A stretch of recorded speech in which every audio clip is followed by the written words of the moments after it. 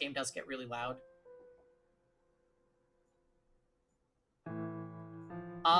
And actually, let's see if it's doing the same thing that it did before.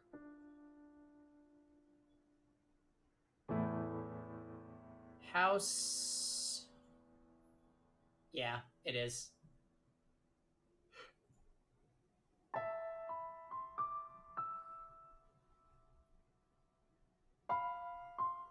The game gets pretty dark.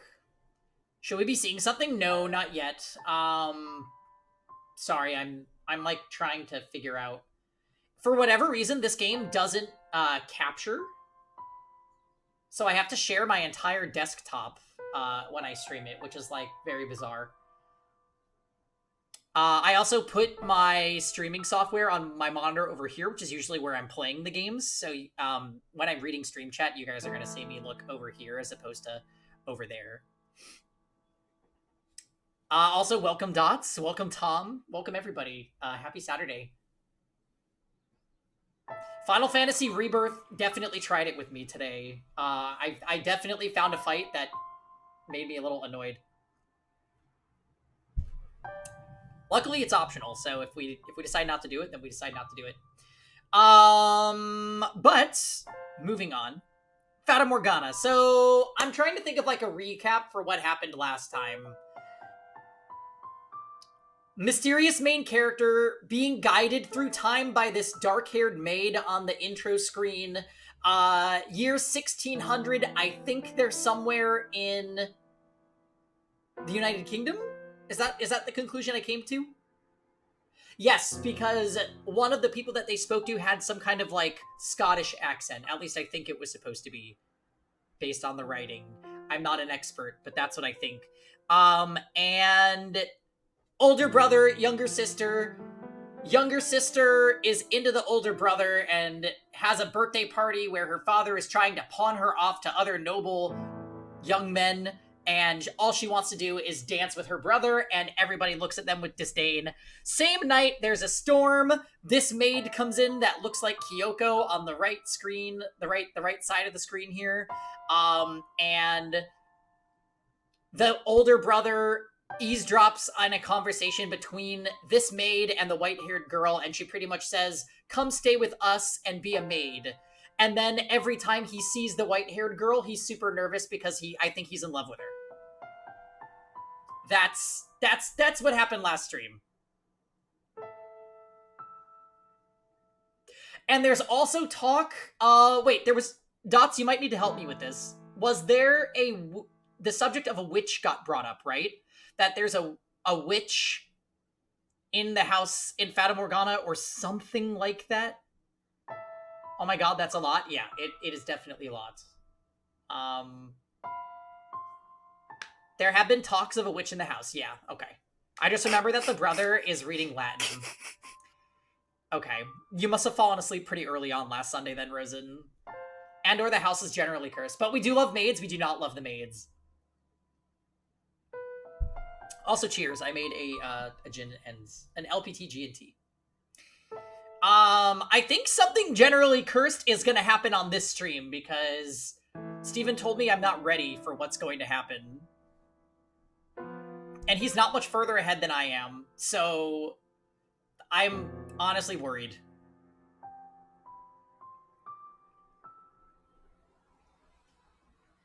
All right, let's do it. Oh, I need to inspect my memories. There we are. Let's load it in. Okay.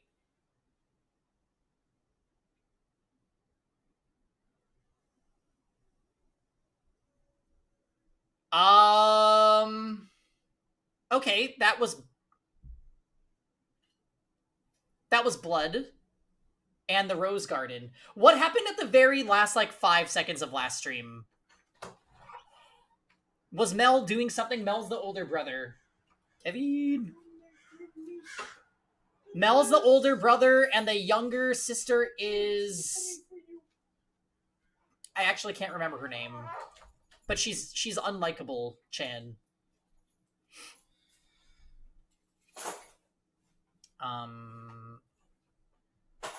Greetings, Kevin. There was something going on that we weren't sure about. There's a text log if that helps. Oh, true. Um, do I remember? Wait, backlog.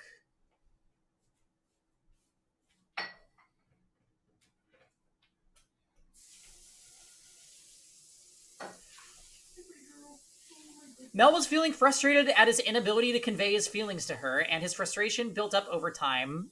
As it built up over time, he developed, I suppose you could call it, a severe case of lovesickness. For several consecutive nights, he had been afflicted with a peculiar sensation, a presence in his bedchamber. Death, death to the unholy one, death to the heretic, death to the witch, kill blank. She's. Why? I never wanted her to die. Was she not eating? Seal off the tower, understood? No one finds out about this. How could you be so calm? You don't understand what you've done. Pinning the blame on me, pinning the blame on me even. How nice it must be to be able to distort reality with panic. You're just as guilty of it as any of us. I never wanted her to die. The witch killed her. The blood of the witch killed my... Oh god, okay.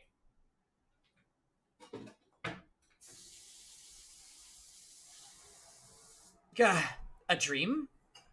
What was that dream? It was horribly unsettling.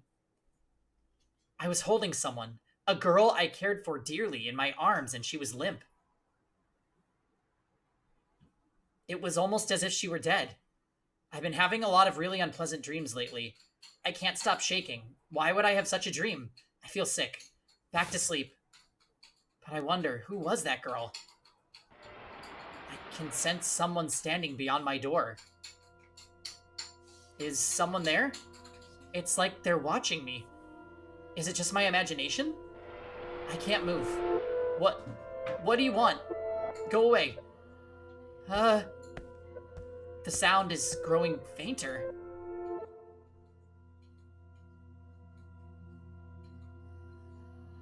There she is.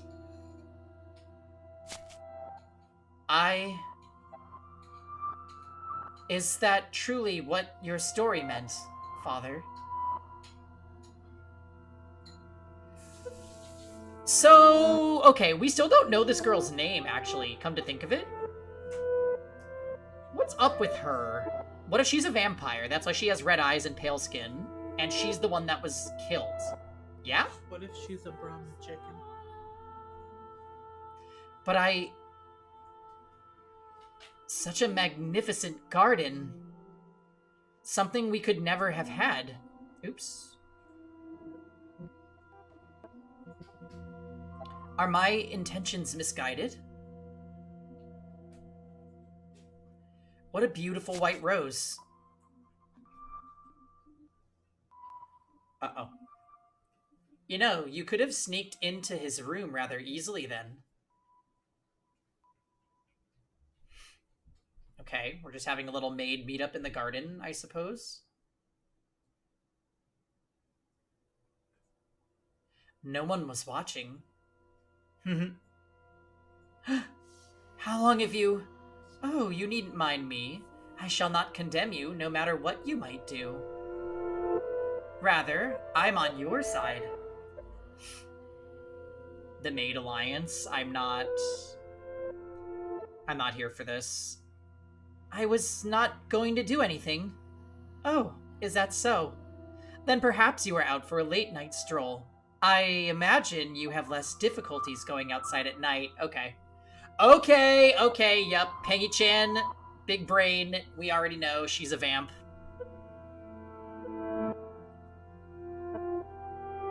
You know what? Maybe she's the main character then, right? This one? I could actually see that.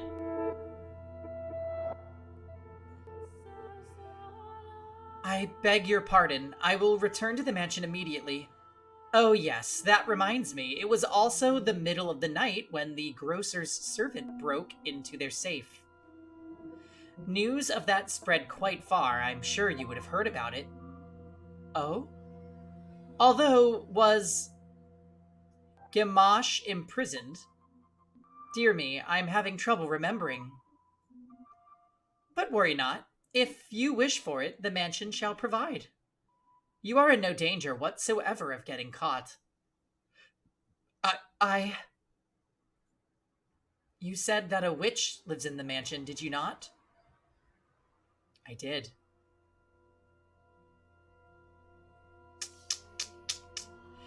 Vampire, witch. Lion, wardrobe. No, I don't know. Does that sound perhaps a bit archaic to you? No. I believe those rumors mockingly refer to me. Oh my. I have been accused of being a witch before, which is amusing. I don't have any magical powers. I simply have an unusual appearance. My, what a lovely shade of red. Wait, I thought it was a white rose. The rose. Is something the matter? This rose. This rose was white until I took it in my hand. Is that so? I apologize. I must sound mad. I'm sure I was just mistaken. I couldn't possibly have changed. I wonder. Yes? Did the girl locked in the mansion become a princess? What? We should lock up and head to bed. Make sure all the shutters are closed nice and tight, and then draw the bar on the front door.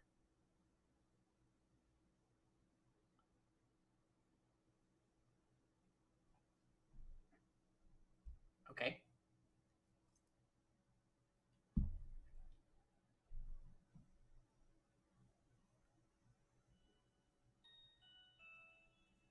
Here comes the song again. Slowly but surely, time trekked onward, everyone working toward their own individual goals. Each early summer breeze that blew through the garden was like God's hallowed breath carrying the flower's fragrance in through Rose Manor's windows. If only time could be stopped and this beautiful era made to live on through eternity. As usual, Mel's eyes chased after the white-haired girl, and Nellie, that was her name, cursed her lips in frustration at him. But she was still rather docile. Even taking into account how self-centered she behaved, how fickle her temper, Nellie's fits were still no worse than a playful kitten. See, at that very moment, our lively little feline had her claws poised to swat at the flaxen-haired young man. Yeah, Dots, I think this game's OST does a really good job of fitting the background art and general atmosphere, and that's really important to me for VNs. Like, I would make the same comment about the other visual novels that I really adore. So like Danganronpa, Zero Escape, 13 Sentinels, Buried Stars, they all have that in common, where the music matches the setting super well. And this game, it isn't similar to any of those in terms of its vibe, but this fits it to a T. I actually think, like, just visually and audibly, the game is very well put together. Haha. Mel, you promised me, or have you forgotten? I haven't forgotten. I'm just asking if we can go another day. Another day? This isn't something that happens every day. I've been looking forward to tonight's performance for so long. There's nothing I can do about that. We're having a gathering at the priest's home tonight. Several high-ranking officials have come up from the mainland just for this. Who cares? I care. You know, Nellie, it doesn't have to be me who goes with you. No, I want to go with you, Mel. You've been so distant lately, dearest Mel. You refuse to do anything with me. That's not true. Tell me, if you can't go today, when can you go? When will you be willing to go with me? When will you be willing to play cards with me? To have tea together? Hey, Kisuan, thank you.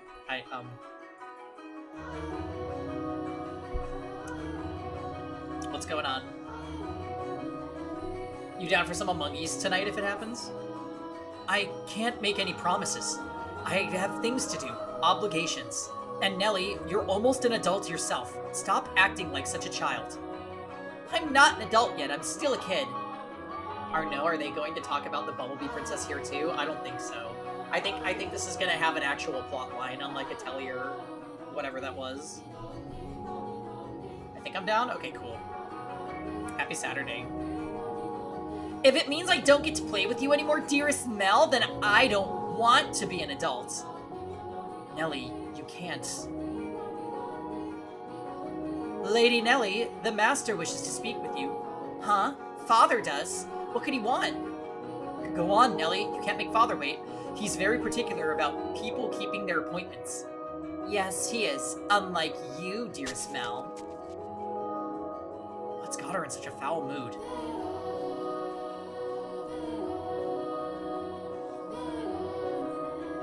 Oh, thank goodness for small miracles. Nellie just won't seem to take me at my word lately.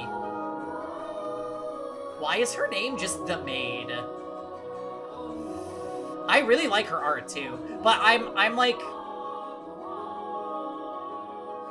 this game is being really particular with the names on people. You mustn't be so harsh on her. She is your one and only darling little sister. You're right, but still, she's taken it a bit too far of late. It'll make sense eventually. Oh, yeah. I'm not, I think you know this, Dots, but I'm not, like, when I'm just, like, speculating my thoughts out loud. I'm not expecting, like, an answer or anything like that. I can't believe Pengy just admitted he likes the Maid. Out of all the characters, she's definitely the most aesthetically pleasing and interesting. I don't care for Nellie at all. Matter of fact, I'm just waiting for Nellie to die. I'm pretty sure she will. And Mel is probably gonna, like, go insane / die himself or become a big bad. For some people have the last name Maid and their name is just the. You're a maid lover, I knew it. See, Tom, don't do this. I'm gonna become unhinged. Maid-chan is easily one of my favorites in this game. Oh, I'm not so sure. She does not seem to be behaving any differently to me. Become unhinged? Yeah, maybe I'm already unhinged. Kuroi found the maid emote.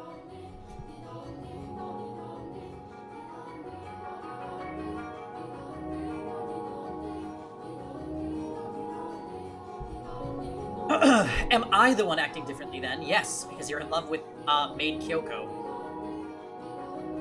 Well, enough about that. Can I ask you a favor? Me? What can I do for you? I was thinking.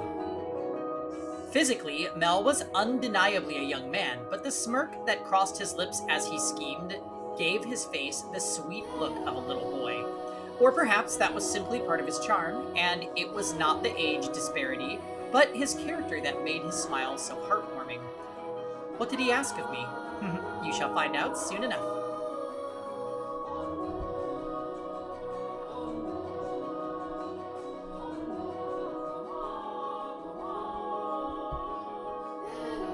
It's cloudy. And thank goodness for that too. Though it would be even better if it were even darker out.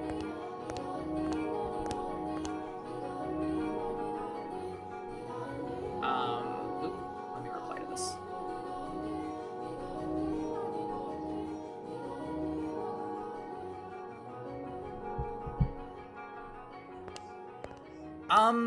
I believe the textile shop was around here.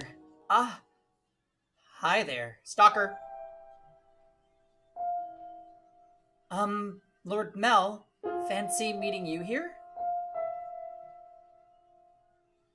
Yeah, what a surprise. So, what do you say we take this chance and go for a little walk? I totally didn't know you were gonna be here or anything. Since you're sensitive to sunlight, we can keep our eyes out for shadowy areas as we go. Is this Claire de Lune but slow?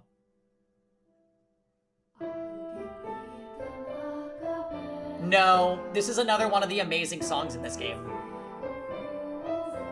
Honestly, the music in this game is insanely atmospheric. Like, even though, I'm not gonna lie, I was a little weirded out by this game after we finished Sunday's session, I caught myself throughout the week thinking back to the music and being like, wow, it really felt like I was in this own, like, my own world when playing this because the music is so immersive. In your opinion, Pangy, on a scale of 1 to 10, how do we feel V-Tier's fingerprints were on this visual novel? Definitely at least an 8. Because they're sibling loving, and shifting, and maids, which is personally targeted attacks at me. So yeah, this is definitely reeking of V-Tier.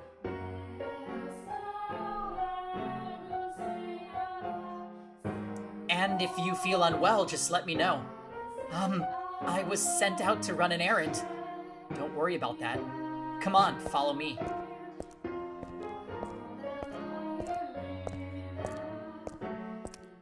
I'm sorry. It, actually wasn't an accident that we crossed paths. Look at her face. I planned this out ahead of time. Asked to have you sent out on a fake errand. It feels like I'm always on alert back at the mansion. Haha, I can't relax in my own house. It's actually kind of funny. Sorry, that was inappropriate of me. I just thought since the sun's mostly blocked out, it would be alright if... I'm feeling just fine. Ah. Of course, I get her out of the house and I can't even think of anything to say. Hey, there are some weird plot points in the game, but they're generally handled in a way that either serve the greater plot or are handled respectfully. I do think Door 1 can be a bit off-putting for the game as a whole. Was worried that people were going to be sour on the game already.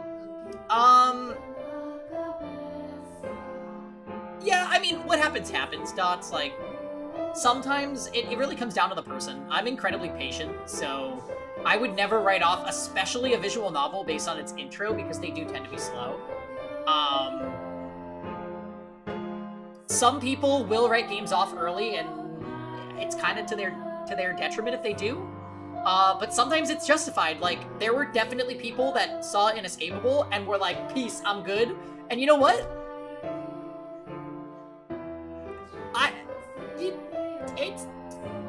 They weren't wrong for doing that. But that's not the case every time. Hey, yes? Have you settled into life at the mansion? I have. Everybody has been such a big help. That's good to hear. Indeed. So, yes? Nellie told me she had you help her redecorate her room some time back. Yes, that was shortly after I arrived. What of it? Yeah, that day Nellie told me that you don't, I don't? Never mind, sorry. It's not important. It is important, but I can't ask how she feels about me. That would make it sound like I... Forget sound like. I do, don't I? Lord Mel? Oh, sorry. I had something on my mind. It looks like it might rain again today. The weather usually gets better as summer approaches, not worse like it has been. It won't be a heavy storm, though. Is that a smile on her face? The wind is too gentle. You can tell from that? Vaguely, but yes. Huh, that's impressive. I often leave the house unprepared, only to find myself sloshing back in the rain. Haha, ooh.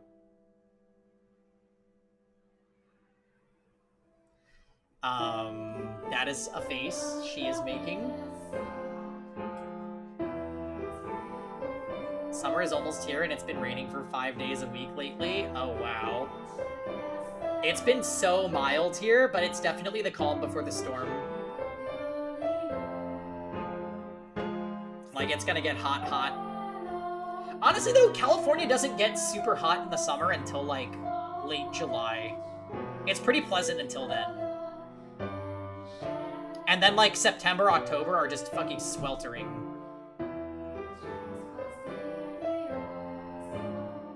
You laugh a lot more than you used to. Do I? Yeah, and I like it. You look better with a smile on your face. A smile suits Lady Nellie much more than I. What? Her smile and your smile are completely different. Also, a smile suits you as well, Lord Mel.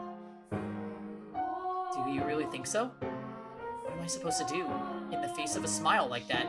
So, yes? Knowing her, if I ask if I'm imposing, she'll say no without hesitation. Trying to cover myself isn't going to get me anywhere. Hold on a second. I never did get you those flowers like I promised. There was a single white rose blooming in the garden. I was planning to give it to you, but it disappeared before I had the chance. So I'd like you to have this. It's not a real rose, but it won't wilt either. Mel was holding an ornamental white rose. Mel must have a lot of neck pain. I know he's always... I can't believe Nellie is going to kill white-haired girl out of a jealous rage, cursing the entire mansion for all of eternity. I'm conflicted, Rosen. I think Nellie is the one that's gonna die. But I don't know how yet.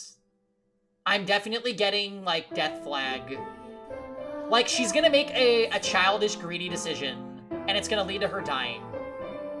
And Mel will probably not die, but be extremely tormented.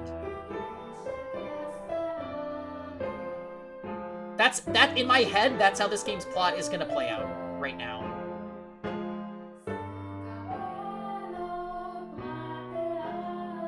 It was an impressively detailed replica of the real thing, crafted by an incredibly skilled artisan's hand. It was, I imagine, made by the same craftsman from whom Mel had ordered Nellie's birthday necklace. The young man who had but a handful of days earlier had said he had no sweetheart had come in to commission a present for a girl.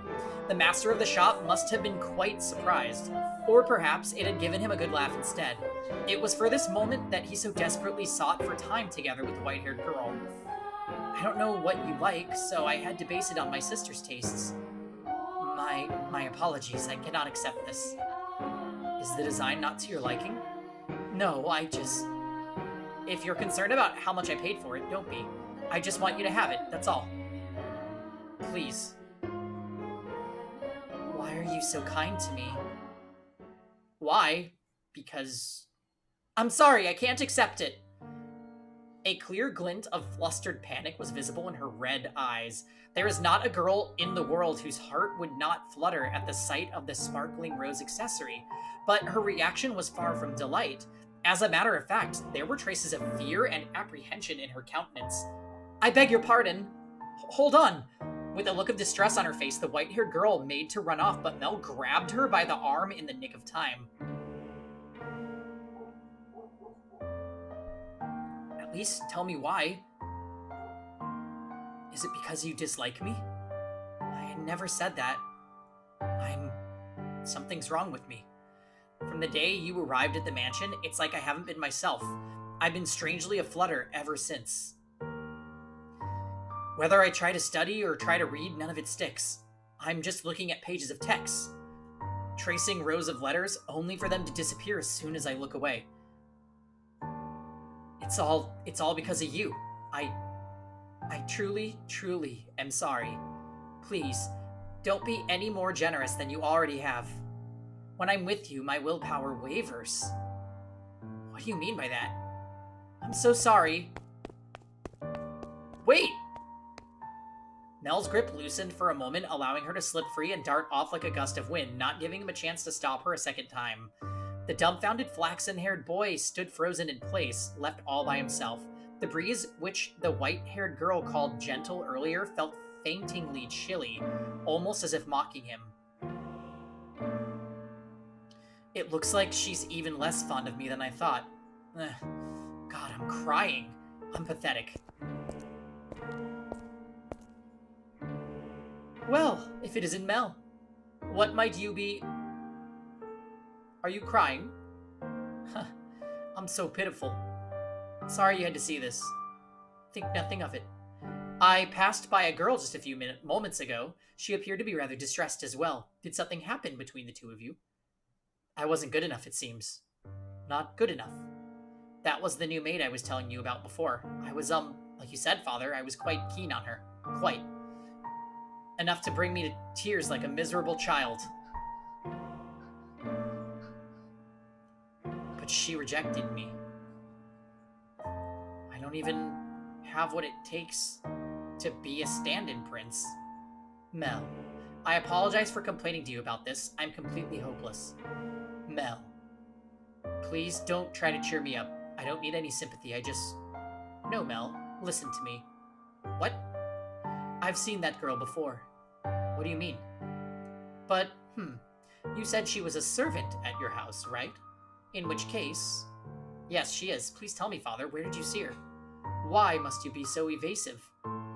It was probably someone else. Someone else? You're saying you mistook someone who stands out as much as her? Father?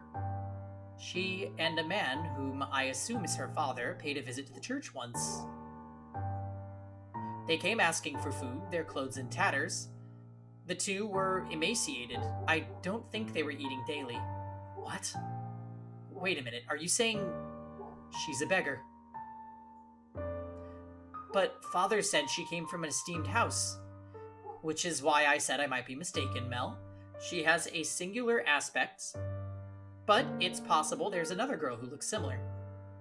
Deep down, though, the priest surely believed the opposite, and so he said sternly, like teacher to pupil, "But you must be absolutely certain, Mel. Understood? You cannot proceed any further without knowing her ancestry. May I visit the church, Father?" By all means. In the back of Mel's mind, a vision of the night of the storm, the night the white-haired girl arrived at the mansion, was surely replaying. She had been wearing little more than rags and covered in grime, hardly the appearance of a respectable young lady of class. Have I been putting her through unnecessary stress? If she actually turns out to be nameless, to be rankless, no matter where she comes from, my heart is decided. So, hold on, Mel. Let's just back up for 1 second. You are in love with this girl, and you do not know her name, or really anything about her. I guess you are a child, so... we should expect a little bit of foolishness. No matter where she comes from, my heart is decided. I will not fool myself about how I feel any longer. No, I cannot fool myself. But how does she feel? What will everyone else think? What a silly boy. That's how we know we're playing an anime protagonist. I don't think he's the protagonist. I would be surprised if he's the protagonist. I'll say that. I have to find out why she was welcomed into our house. I'll ask Mother or Father. No, if for some reason they don't know she isn't aristocratic, I'm better off not saying anything.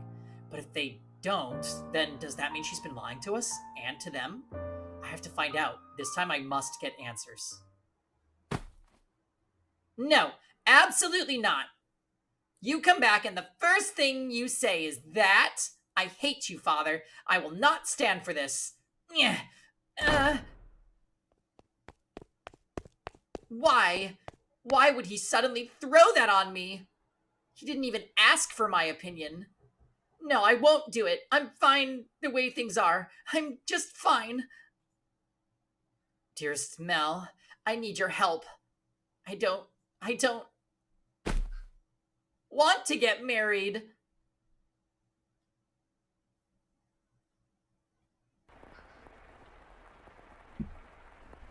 The house in Fata, Morgana.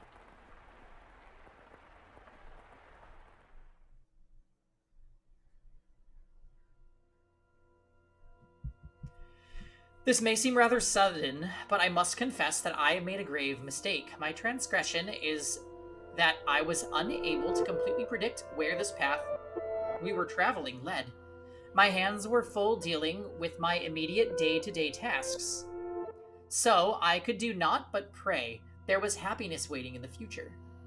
There's so much that I want to say about Nellie, but I don't want to say too much just yet. I am fully expecting Nellie to die.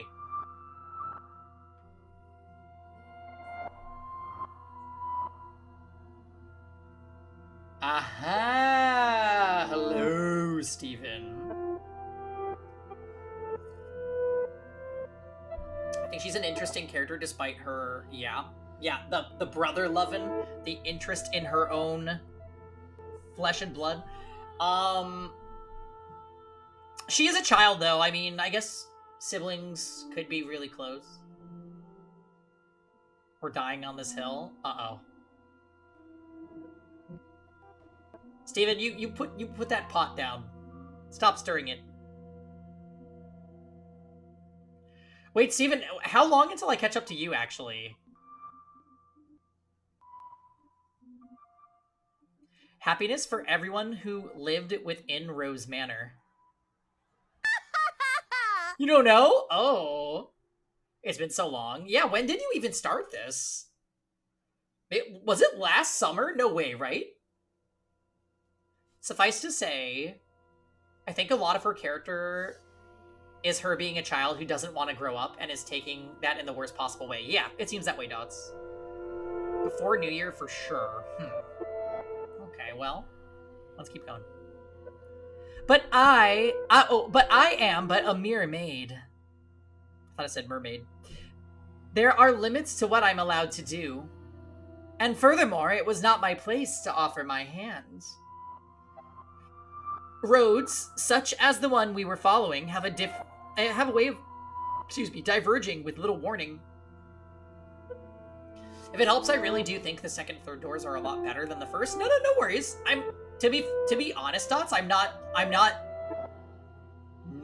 enjoying. I'm gonna double negative that. I am enjoying the first door just fine. I'm just writing this off as like beginning of visual novel weirdness. And lots of maids. I'm already criminally liking one of the maids, which isn't good for my reputation, but what am I supposed to do? Steven? And if you do not turn the wheel exactly right at those sudden forks, you may end up somewhere horribly off course. I was well aware of that fact, which is why I thought that what I did was for the best. Oh, it's happening again. I made sure the door was closed, but I can sense someone standing there. Someone watching me. Footsteps. They're looking down at me? I want to open my eyes, but I can't do it. Curses. You're just going to leave without doing anything, aren't you? Then hurry up and get out of here. Free me from this torture. No, tonight they're on my bed now, looking down on me? My neck? What? Oh, I can't speak, I can't move. These cold fingers. The soft breath. What? Why? I can move my body, but that's not important right now.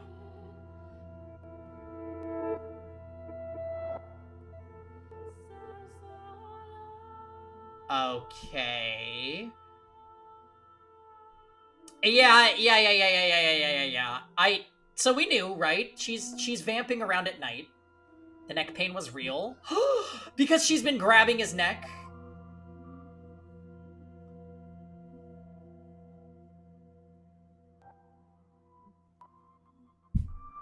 Okay.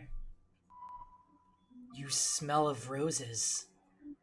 The scent of a world far removed from ours. He made to gasp at the sight before him, only to realize he could not. The pressure of her cold fingertips wrapped around his throat robbed him almost entirely of the ability to breathe. Why? He silently mouthed the word.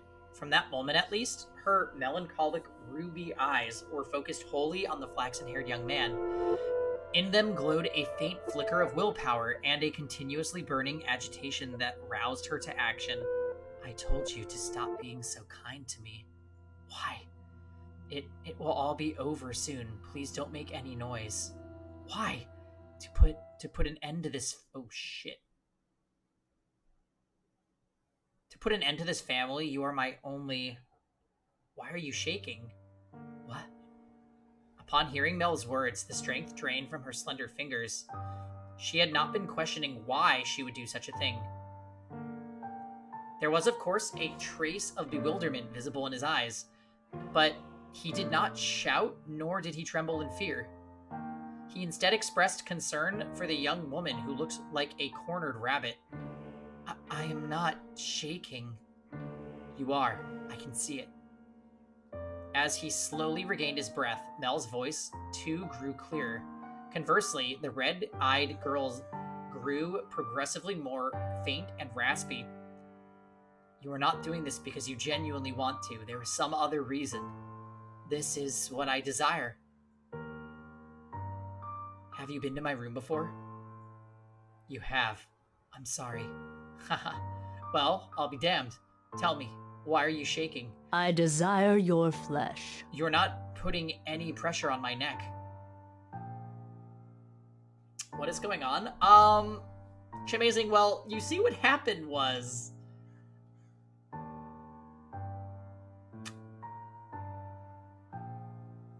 Basically, Vampire Maid Kyoko is about to kill, some guy that's simping for her. But she's getting cold feet at the last minute. Why haven't you run? Because I cannot fathom why you would do this, so I'm not afraid. Do you hate me so deeply you want me dead? Do you despise me to the point you will be willing to risk... to take my life with your own hands? No, I don't. See? Like I said, there's another reason.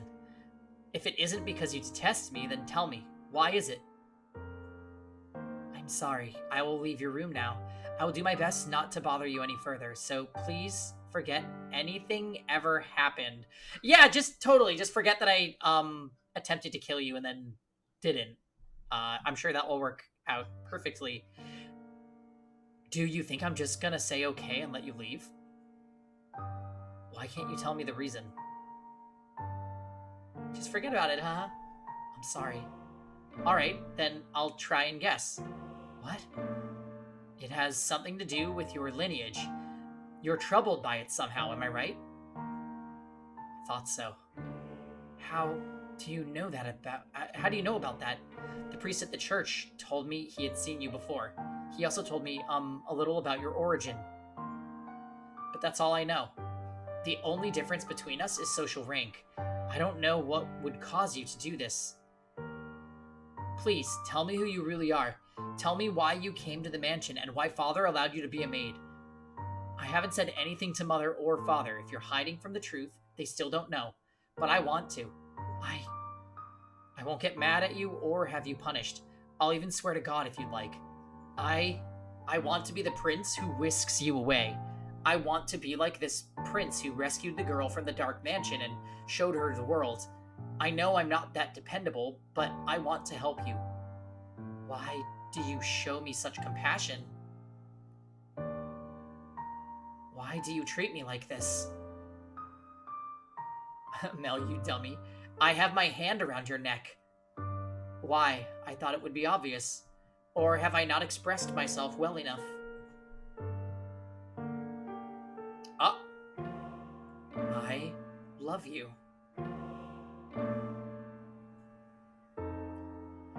Every time you push away, it crushes me. Hey, Aquatic. Happy Saturday. You've come in at a weird time.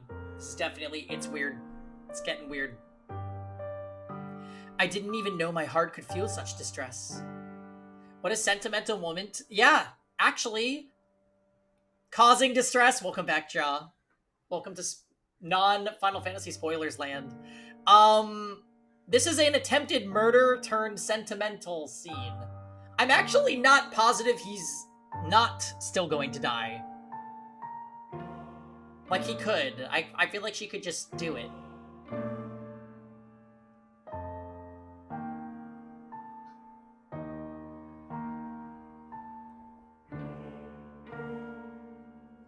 Okay. I didn't even know my heart could feel such distress. If you dislike me and don't want to be with me, then, well, I'll just have to live with that. As much as it may hurt. But if you have some other reason, some weight on your shoulders that you can't share with anyone else, tell me. I want to help you. There are other options. Things we can do about your... No, that's not it. Huh? I've tried to hate you so many times. So yes, there's more to it than just social status. But I can't do it. I couldn't make myself do it. What do you mean? I had so many chances, but I couldn't do anything. She spoke in a stifled voice, as if every word had to fight to escape her lips. She appeared so fragile, so precarious looking down on him that it seemed as though if a gust of wind were to whisk through the room, it would blow her away completely. Her pale fingers were trembling, like she had tried to squeeze them again and failed. However, her hand did not pull away from the still, slender neck. Her hand is so cold. He did not challenge her, that would be because she's a vampire, but simply kept his eyes affixed on hers, as if carefully watching to see what she would do next. I'll say it as many times as I must. I love you. And I wouldn't be able to accept losing you without knowing everything. You don't even know her name! So please, tell me the reason. I'll see to it that you're taken care of. Those are the words of a man of means, Lord Mel. Of someone blessed enough to have pity for others. We think her name might be Debbie. I would live. You are a foolish young man. You know nothing. But the greatest fool of all is myself. If you agree to punish me, I will talk. Tell me. Her long white hair and his soft flaxen hair touched. For just the briefest moment, it appeared in the darkness as though they had fused together. The white-haired girl, having finally gathered the courage, began to slowly tell her tale. On the night of the storm, I paid a visit to Rose Manor, this mansion.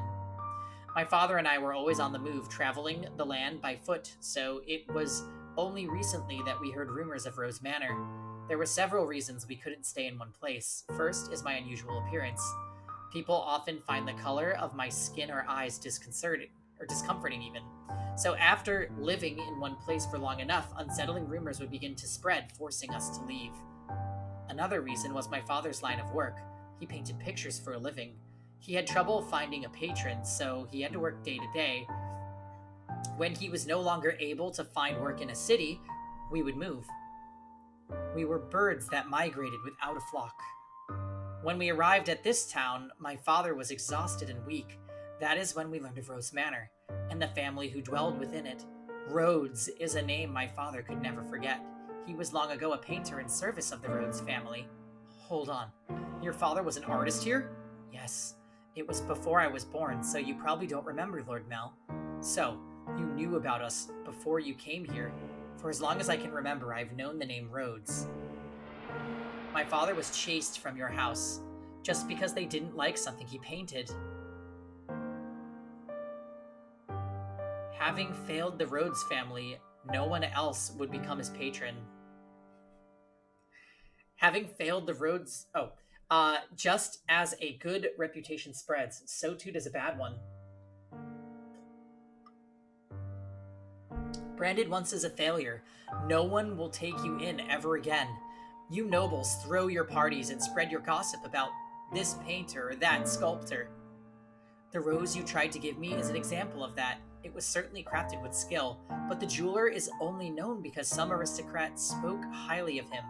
My father's paintings were no less skillful. His was a talent that could not be easily imitated. But no one else was willing to separate the art from the artist. And the Rhodes family stole everything from my father. But even thrown out onto the streets, his only skill was painting. That was all he could do to earn a living. What little money we had for food, he gave to me. He did everything and anything he could to ensure my survival, even at the expense of his own well-being. My father passed away in this town. Up until his last breath, he was only ever concerned about me. He held me in his arms and ran his fingers through my hair, an apologetic look on his face, as if I had a normal appearance. If I had a normal appearance, I'm sure life would have been much easier. He was always telling me how sorry he was for making life so hard. Even though it's not his fault, I look like this. I disdained the Rhodes family for putting my father through such hardship. I imagined you were still living in decadence, acting as though nothing had ever happened. No, you wouldn't even care about the fate of one simple painter. Our lives meant nothing to you. Yes, Kim.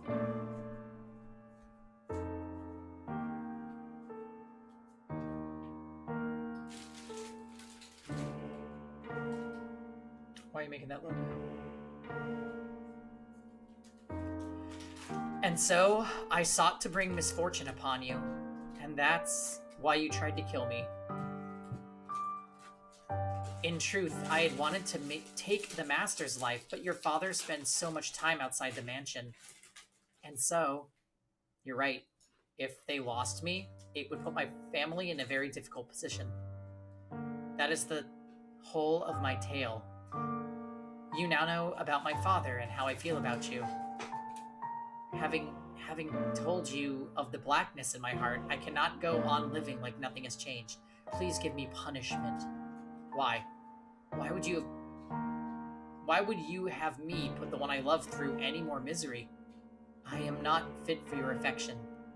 Not only because I am not aristocratic, but because every time I spoke with you, I did so holding this darkness in my heart. Does that not unnerve you? In the end, it was my family's actions that caused you so much suffering. Would that your father were still alive, perhaps I could have done something. I'm sorry. And besides, you hesitated. You didn't actually kill me. What am I even to punish you for?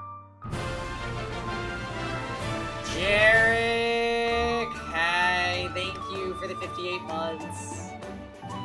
What is this? Oh god, what is this? This is the house in Fata Morgana. We started it last Sunday, and I have no idea where it's going or what it is, really. I just think this maid that looks like Kyoko from Danganronpa is a vamp, and something is gonna happen soon. She attempted to murder this guy and then lost her drive to do it, and now he's admitting that he loves her. It's something. Also, yes, agreed with Chamazing. Congrats on the license.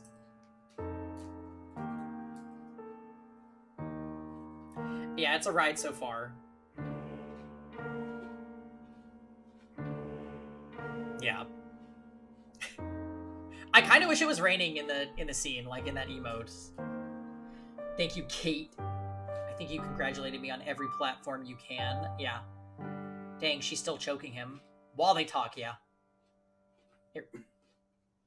Thank you, Paul. Yes. It's gonna make visiting Connecticut amazing, Jarek, because I spend a lot of time with Marissa when I'm in Connecticut, which means I will get to double dip. It rained here this morning. Oh, are these the spicy ones? Spicy.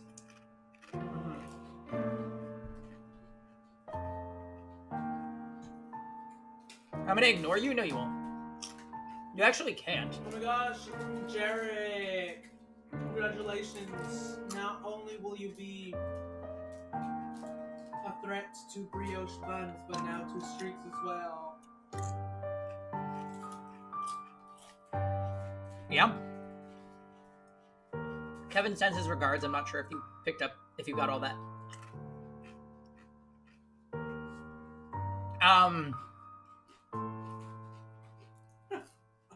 I'm gonna drive all the way to Cali for Kevin's Stay away from my buns! Jarek? Jarek?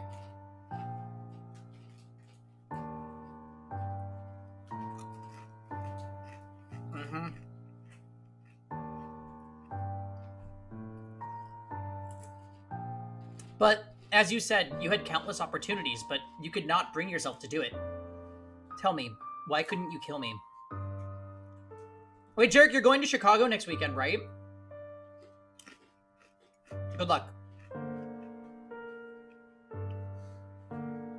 Good luck, have fun. I'm assuming Raph is meeting up with you there. Pengy needs you to save him from the mines in Lethal Company. Oh, true. This is Jordan's way of saying he misses you, Jared. I got a bye in my first round, and yeah, we're meeting up there. Nah, cool. What are you playing there? What fighting games are you doing right now? KOF?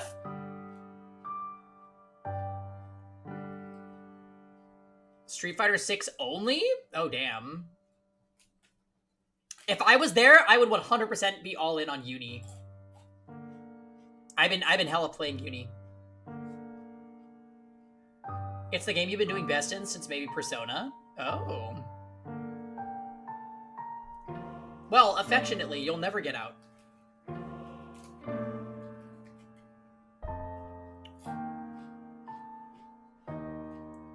Because if it's because I've given you enough reason to have you even the slightest bit of interest in me. Nothing was as I envisioned it.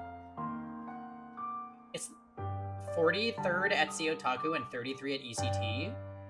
Jarek.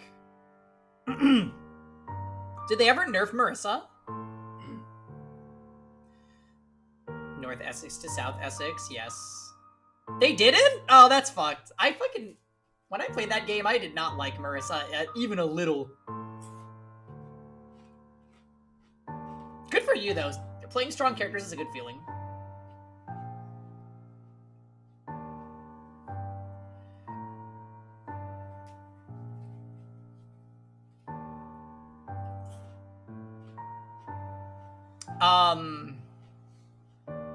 The big patch is a day before CB starts. Oh, wow. Is Luke still the best character in the game? What?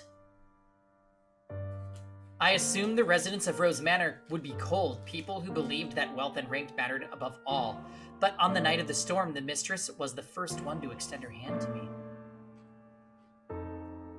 After the patch, who the fuck knows? What happened with Ed? Is he strong? Also, Akuma's coming out too, right?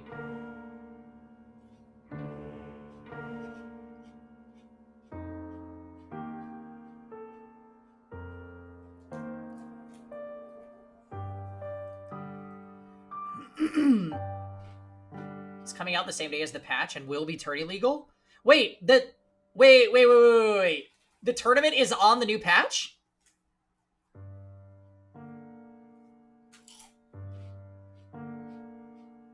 They did a vote? Okay, that is actually crazy.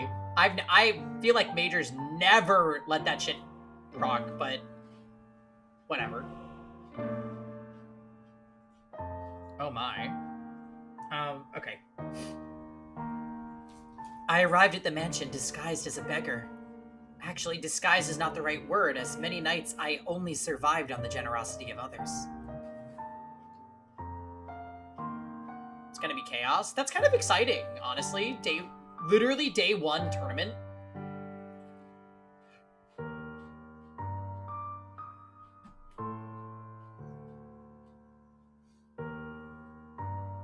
Yeah. I'm thinking I might take the next weekend off from streaming just to watch Combo Breaker, to be honest. Sounds like a good plan.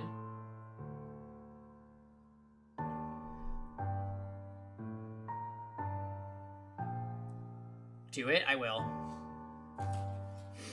The mistress did not send me away when she saw me. Quite the opposite. She took me in as a servant. So that was Mother's doing. I could scarcely believe she would invite a stranger into her home, that she would treat a stranger with such compassion.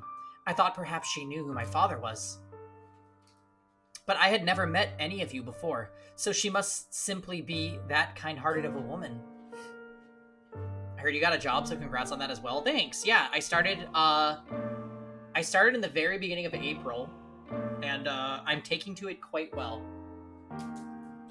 Making money again is wonderful, and I'm getting caught up on things that were really hard to afford while I was unemployed, so I feel like my quality of life has really, really improved.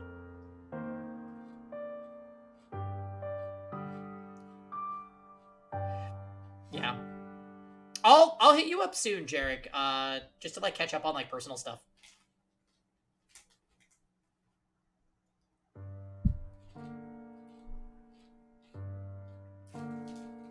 Um, the mistress continued to treat me with kindness despite my disquieting appearance and the darkness in my heart. In time, I began to grow less and less sure of myself. Was what I meant to do truly right? Were the things I felt truly justified? But it was a certain fact that my father was here and that he had been chased out. So I decided I should take your life, to put an end to everything before I wavered any further. But then, and then, and then, you were too kind to me. It's all your fault. Because you laugh with such affection, because you give me smiles like that, because you say the things you say. I'm sorry. No, don't apologize. This game looks like a choice. Now, Jam. Now, quick to judge, Jam.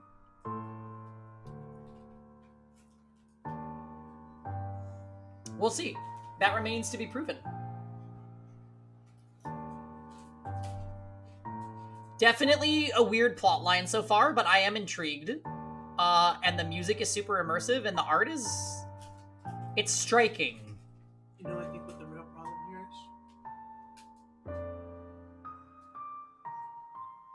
is? Jam seems to be jealous of their hair. We've been on this slide for a long time. That's true. Partially because I'm getting sidetracked and talking... I'm having like a side conversation with Jared. Stunning, Jam, isn't it? You're not jealous of that wispy anime hair? Yeah, he does look kind of like a ginger oxlots. Which I imagine Jam probably... This one? Yeah. Oh, I thought they were lesbian lovers. No, he does look a bit effeminate, but yeah, he's a guy. No, don't apologize. I'm so happy to hear that, despite the unusual circumstances. Please don't say you want to leave. Don't ask me to punish you. I couldn't do anything for your father, but at least allow me to do something for the daughter he cared for so dearly. You are far too kind-hearted. I'll be happier with you around. Yeah? What is happening? High story time. That's a long... That is a complicated answer.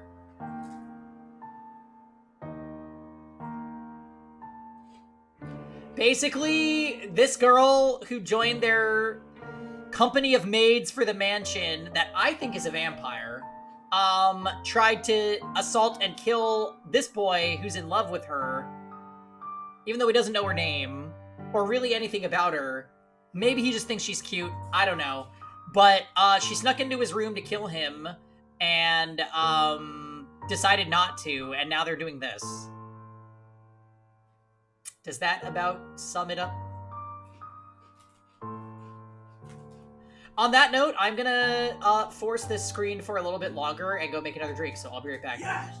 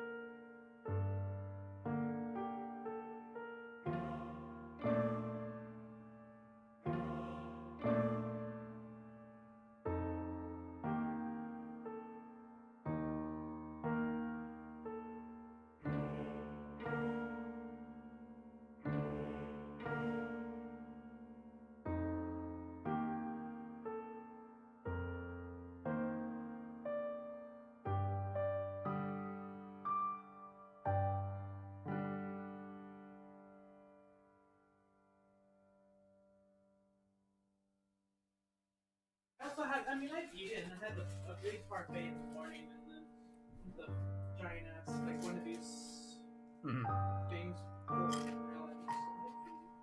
Hello, John. Oh my. We have all of the Combo Breaker attendees in our chat right now. We got Metalface, Storytime, and John. And XX supported. Oh.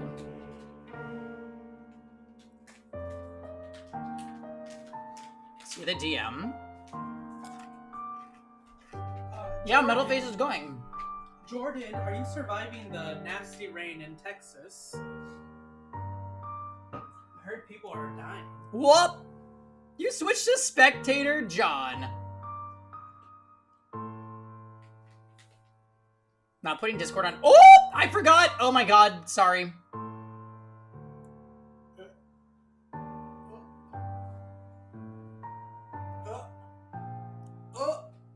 I mean, there was nothing there. I think the... No, guys, I literally never, ever stream a desktop capture. This game won't capture its window for some reason, so I have to stream the desktop, which is... I've literally never done that to capture a game. Now everyone will know Q-Swan is Justin Wong's dog! That is the last thing we talked about, and you know what? That is tea. Delete the VOD. Yeah, I'm literally gonna have to delete this VOD now.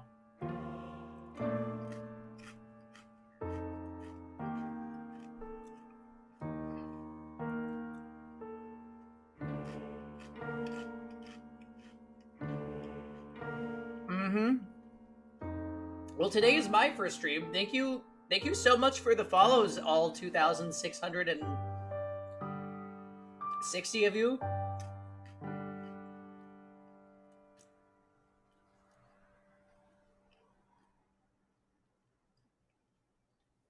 Yeah, I'm feeling Canadian attacked right now.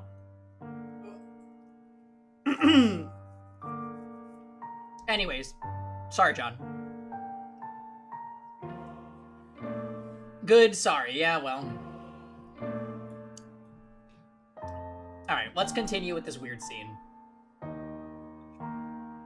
Also, on that note, I don't know if we're gonna have Among Us tonight. Because Storm is out of town.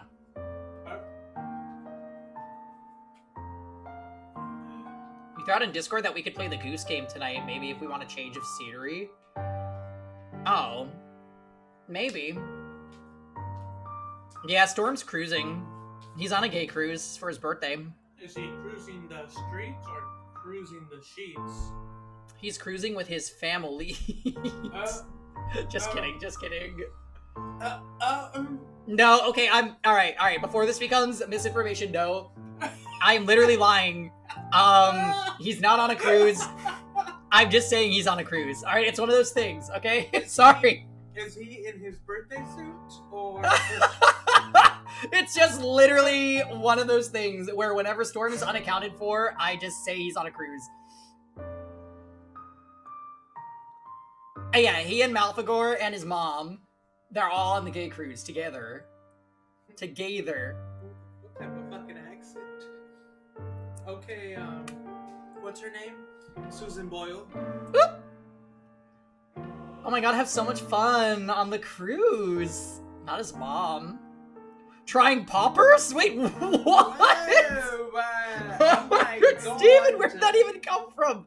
Alright. I'm like, jalapeno poppers. Yes, it was an appetizer. Oh, shit. Alright, well, Storm is gonna come back to like 500 memes about him. I'm sure you do, Jordan.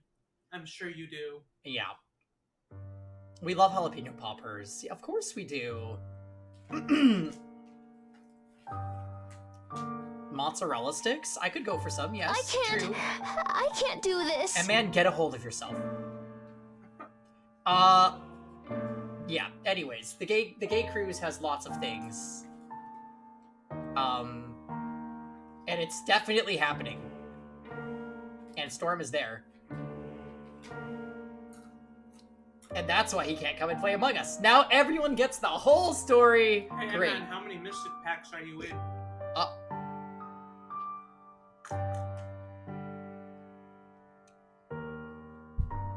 What a great story, yes.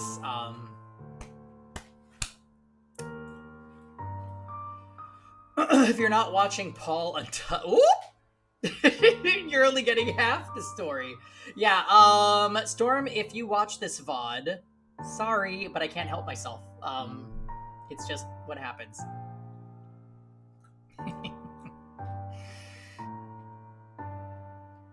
Alright, what the fuck were they talking about? You can become a real aristocrat.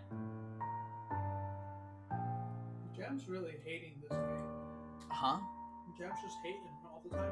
There are families that would be willing to adopt you, especially knowing that it would bring them ties to the Rhodes family in the near future. He's proposing to her. He literally, story time, he was about to be killed by her, and then she got cold feet, and then he's like, wait, stay, and tell me why you tried to kill me. And then she's like, I love you. She's like, I don't know, you're just so nice. And he's like, I love you. And she's like, oh! And then she went, I'm gonna die. But here's the thing that she hasn't told him. She is a fucking vampire. Like, we literally know she is a vampire. Why? Are you making assumptions because of her eyes? Yes. And she can't go out in the sunlight. Okay. They move around frequently, probably because she doesn't She age. could literally just be a goth Lolita. Are you saying, as long as you're okay with that, of course? Yeah, Steven keeps trying to gaslamp me into thinking that she's iron deficient. Malnutrition, Jam. Why does the hand look like that? Which hand? Malnutrition. I wouldn't want that bony-ass backwards hand on my chin. Not everyone can afford Wendy's, Jam. I mean, he's a... No, that's his hand, for sure.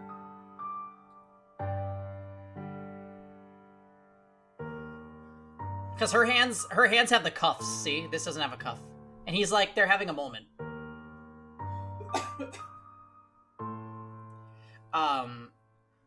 It's an AI-generated hand. Now, why would you say that?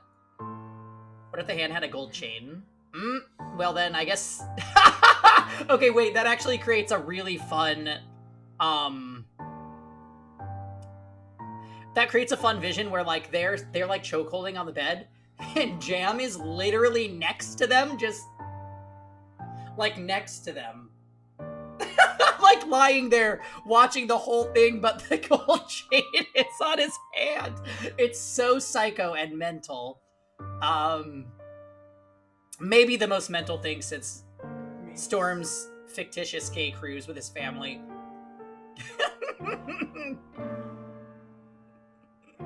With these hands. Oh my god, Rose and I never made that voice command.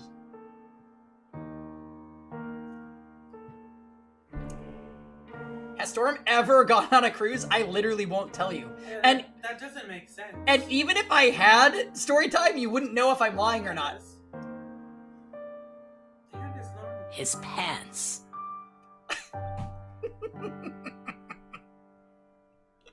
Well, this... Oh, not Jam. Yeah!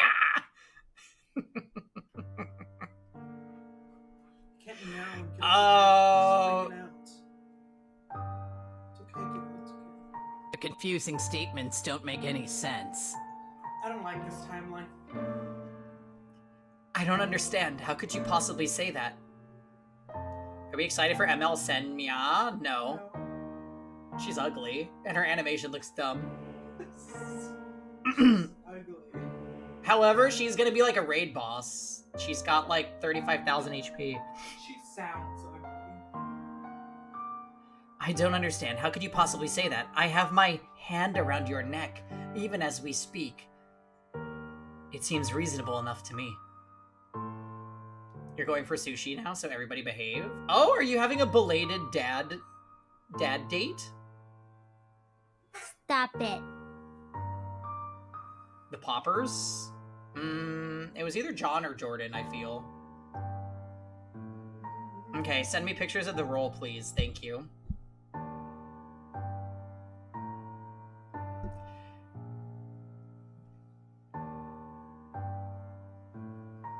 Not John and Jordan catching strays. I mean, who else would have brought up the poppers? I don't know.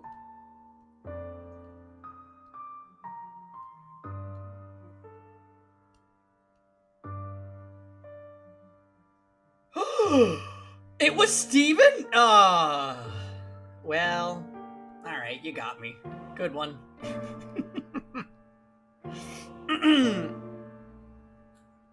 Lemonade.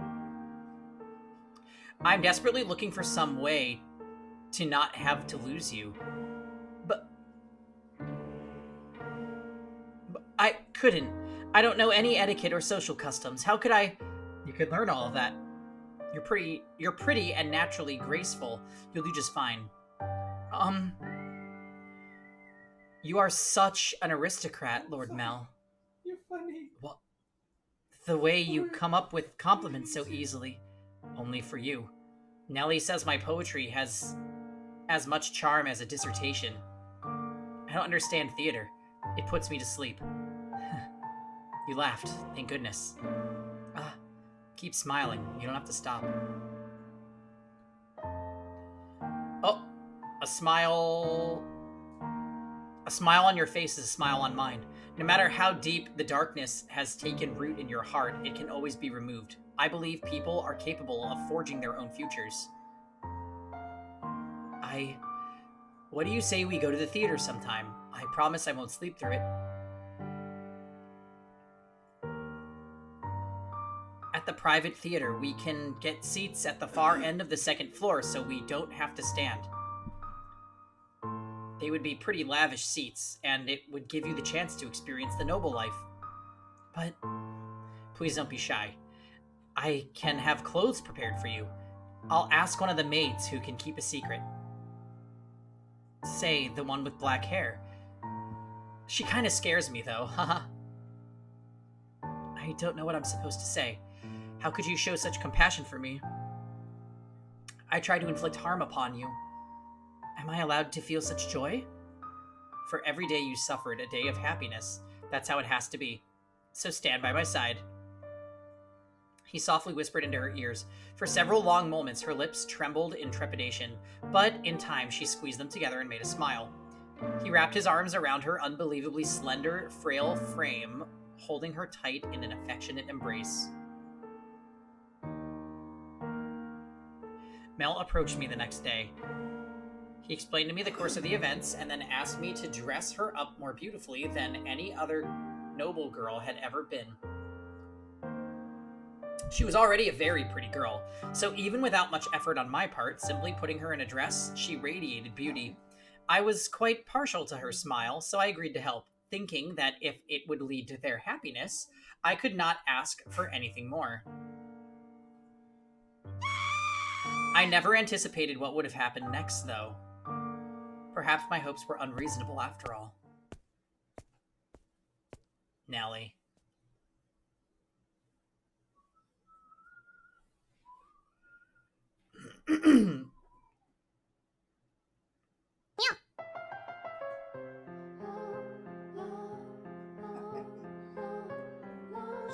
Another Jordan song? Now, Nellie, you love the theater, so don't look so cross. Nellie was out with a man other than her brother that evening, a rare sight indeed, and she was quite clearly in a foul mood. I will not stand for this. That I should have to marry a man as disagreeable as Arthur. It's unthinkable. The young man at her side was Nellie's fiancé, selected by her parents. On any other occasion, she would have snubbed an invitation from any man who was not Mel, but she has little to say in this matter. She was, for lack of a better word, forced to go out with him.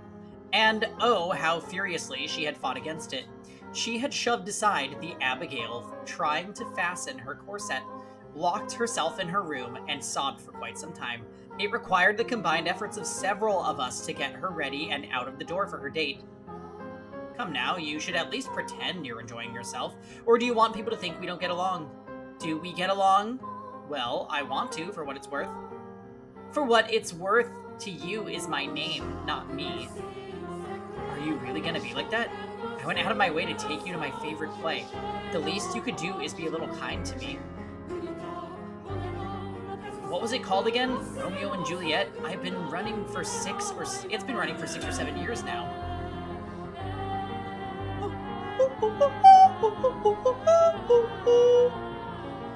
Family, oh shit. A family like yours or mine could pay to have a brand new script written. So why should we have to see an old play at a theater full of commoners? It may be private, but even so, I'd rather just have a show put on at my estate. Stop talking already. Why should I have to marry someone like you? I have absolutely no desire to marry you. Whatever it takes, I will put a stop to this. I'll talk to my father as many times as I must. Please don't make such a scene. It's shameful. There are people around. Remember, you represent your family. Besides, our families are hardly strangers to one another. Try as you might, I doubt you can get rid of me. Oh, well. Arthur will be killing Nellie. Arthur doesn't even have a portrait, so there's no chance that he's going to be significant. And actually, the number of characters with portraits is pretty small so far, right? We've had Mel, Nellie, the maid, white-haired girl, and that might be it. Even the priest, who's had a decent amount of dialogue, doesn't have a portrait.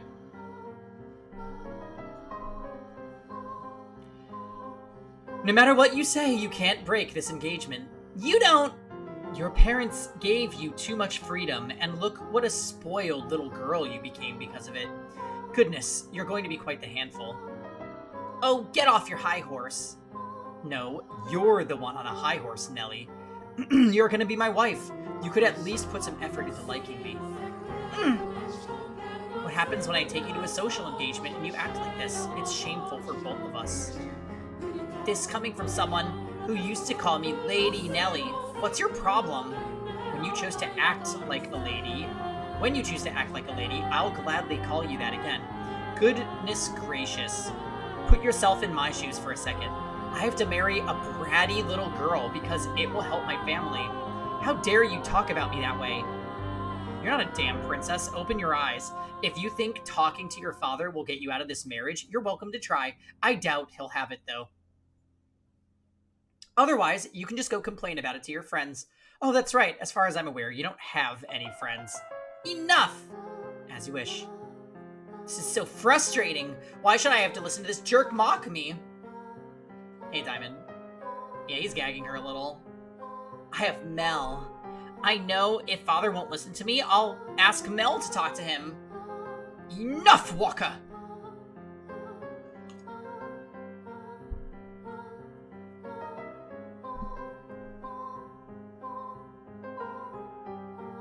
Mel will be able to convince him. Come on now, your favorite play is about to start. Maybe you should face forward. Enjoy it while it lasts. You won't be talking down to me much longer. What? Is that? Wait, Nellie. Get back here. What is that damn child's problem? I didn't give her permission to leave. Oh, shit. Okay, so Mel took the white-haired girl to see this play. Okay. Father will be sure to hear about this. I cannot have the roads making any more of a fool of me.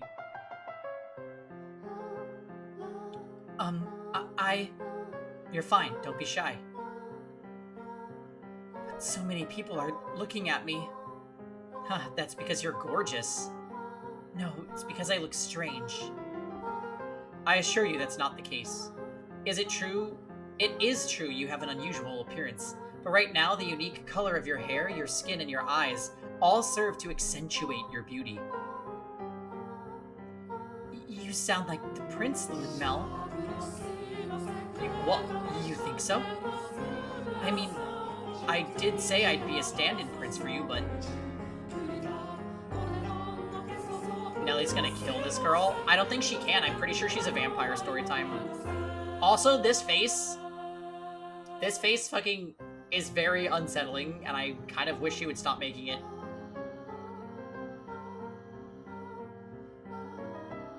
She's gonna try to kill this girl, yeah, and then probably wind up dead. I've been saying since the start of the stream, I'm pretty sure Nelly is gonna get killed. Yeah, whatever happens to Arthur, I mean, whatever. He's an NPC. I think you're a wonderful prince, not just a stand-in. Which makes you my princess, then. I don't... Oh, you're supposed to say, yes, I am there. You're gonna make me sad.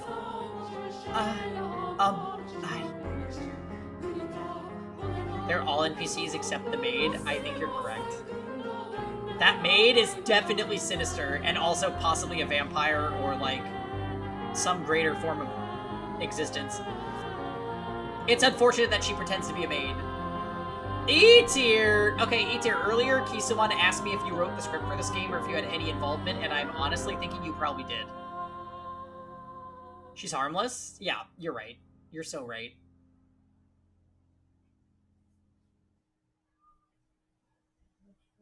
Huh. I guess I'll just have to keep working at it until you submit. Oh, hey, the play's about to start. What was I supposed to be doing? Nothing in particular. Just sit back and enjoy the show. Oh, but there is one thing. Yes? If I start dozing off, could you maybe wake me up? Haha. Ah.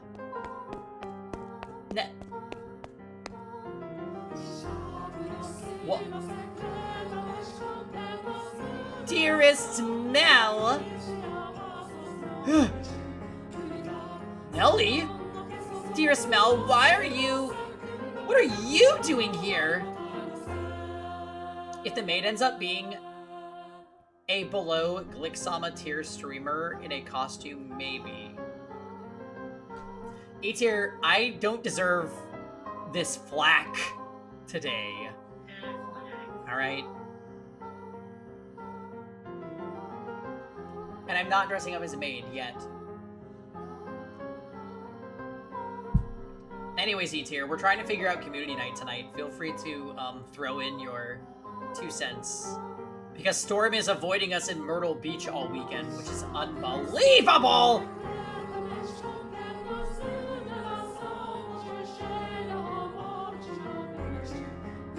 Come maid night. No. No one is calling it that, Jordan.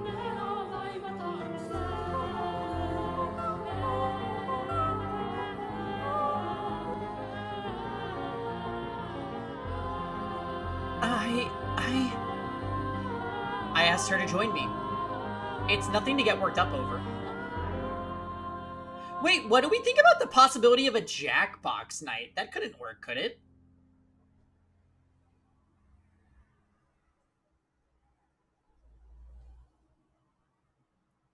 I would be weirdly into a Jackbox night tonight, but... I can't pull up Discord right now, because it's gonna, like, show up on stream and further incriminate John.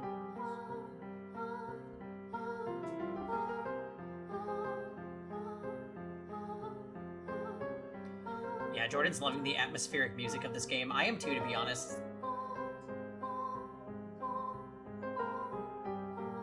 It is! It absolutely is! How many times did I ask you to come with me and you wouldn't?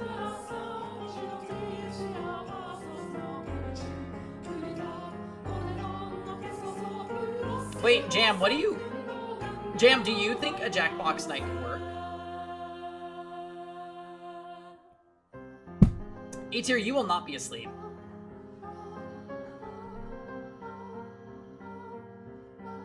You don't even like theater, dearest Mel, and you brought her? You suppose. You really wanted the Goose Goose Duck, didn't you?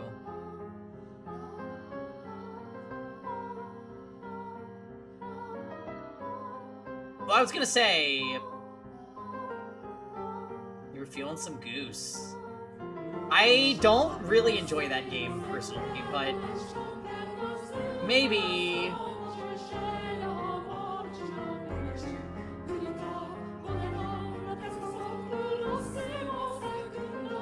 You're right, I'm not especially fond of plays, but I wanted her to be able to see one. Why are you making such a big deal out of this, Nelly? She's not suitable for you. What? She's not good enough for you. Why would you choose her? She's creepy, and you have no idea where she came from. Don't talk about her like that, Nelly. But you don't even know who her family is. I do. What? Lord Mel? It's fine. You just stay quiet. Like the other maids, she comes from a respectable house. I looked into it. However, circumstances prevent me from telling you what house that is. No, you're lying. That can't be. She doesn't act like a lady. She lacks etiquette, and she probably can't even dance. Do you expect me to believe someone like her is from a good house? Oops. Enough already, Nelly. Mel yelled at me! You have my word. You don't have to worry about her. So please, stay out of this, Nelly. It isn't any of your business if I spend time with her, is it? But dearest Mel... You need to stop hanging all over me, Nelly, and find someone for... Wait, what are you doing at this theater? Are you here alone? Oh, yes, dearest Mel, about that. I have a favor to ask you. I've been waiting to talk to you about this since yesterday, but I haven't seen you at all. Settle down, Nelly. What is it? Father has me engaged without consulting me. And he picked Arthur, that disagreeable little... Oh, right, that. I already know. What? I heard it from Father. That reminds me, you didn't show up at breakfast this morning. I see now. It was because of your engagement. Dearest Mel! Is that who you're here with today? In that case, you should go back to him, rather than waste any more time with us. So you knew? I didn't want to get married, Mel. So why? Why didn't you talk Father out of it? Because it's your time, Nelly. If there's someone else you'd rather be with, then, well, you can try persuading Father, but... You're the only prince for me, dearest Mel. And a prince always grants his princess's wishes. Doesn't he? I just want you to say you'll do that for me, dearest Mel. Lady Nelly, you stay out of this. It's all your fault. It's all because you showed up and played little tricks on him. I warned you about this rat, dearest Mel. She's not suitable for... I told you I'd had enough.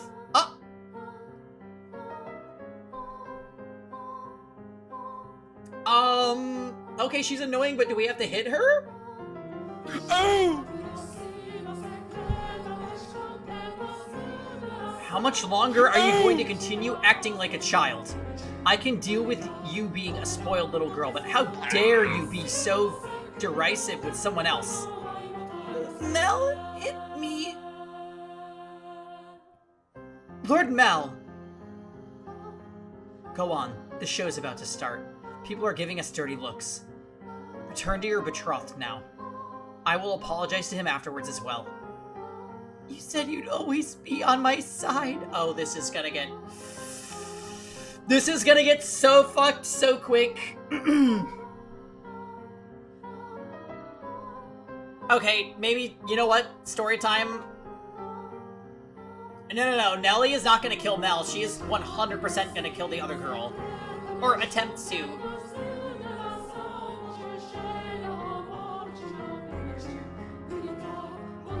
That you would always be my prince. Is this where Nelly becomes the ultimate yandere who eventually knifes us? I mean, that's what Storytime is suggesting, but, like, I don't think so. The time for make-believe is past us, Nelly. No, I refuse to believe it. It's getting close to being critically fucked. Almost certainly the whack moment you were warned about. Uh-oh. Uh-oh, uh-oh, uh-oh. I will not have it. Nelly! I'm so excited! Not that! I mean, something bad is gonna happen to Nelly. I am positive something bad is gonna happen to Nelly, so... honestly, just get your popcorn. My goodness, that girl. You're getting Camilla vibes? Yes, but... this Camilla is without her wyvern, so she's harmless.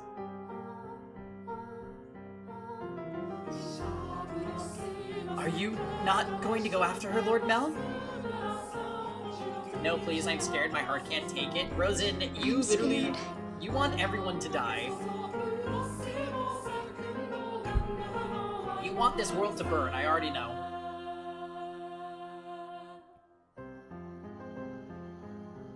No, just let her go. The only place she even has to go is home. I just wish she'd start acting a little more like an adult. I imagine Lady Nelly simply... She what? No, it just wasn't my intention to get in between you. Don't blame yourself. It's not your fault we had an argument. But you two are so close. Well, yeah, we're siblings, so we're close but nothing more. I do care about Nelly, and I enjoy spending time with her. But she's my sister, nothing more. Anyway, sorry for making such a scene. I imagine she left her betrothed behind without saying anything. So I'm gonna go apologize to him, and she's gonna run away. We have to keep up appearances. Stay here, I'll be right back. Very well.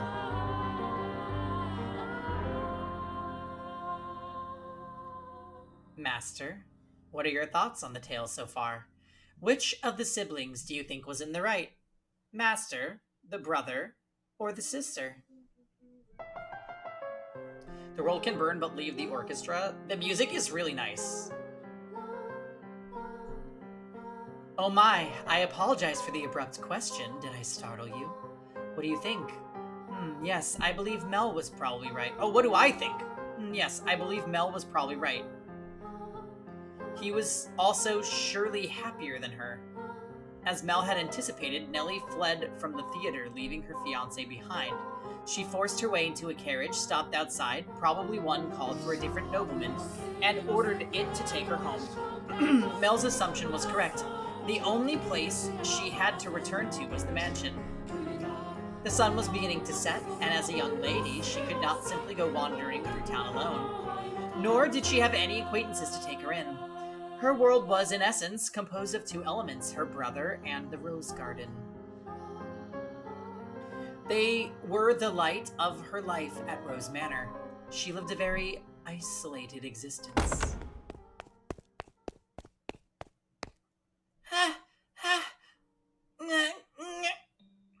When she escaped back home, Nelly went straight to her room, locked the door, and began sobbing.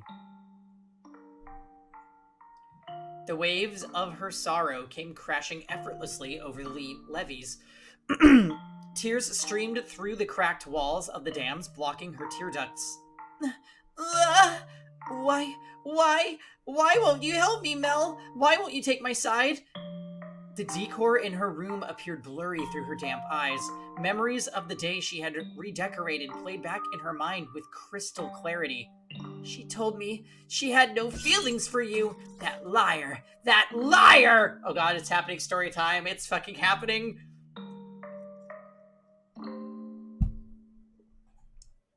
She let her emotions run wild, breaking glass craftworks, silver plates designed by famous foreign artisans, flower vases, all sorts of things. It was as though a beast had been set loose in her bedchamber. The vase she tossed shattered against a painting hanging on the wall, spraying water, porcelain, and roses in every direction. Rosewater, Suba.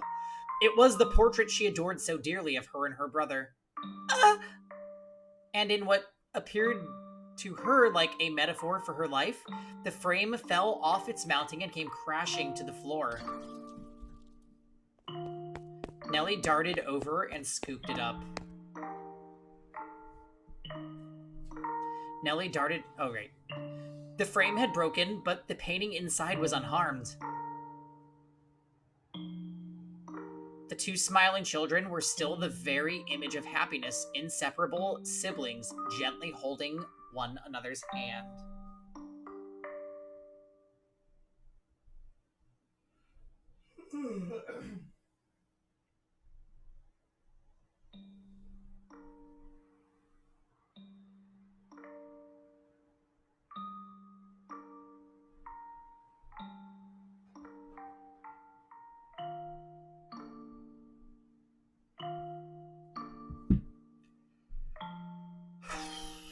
My prince is no more.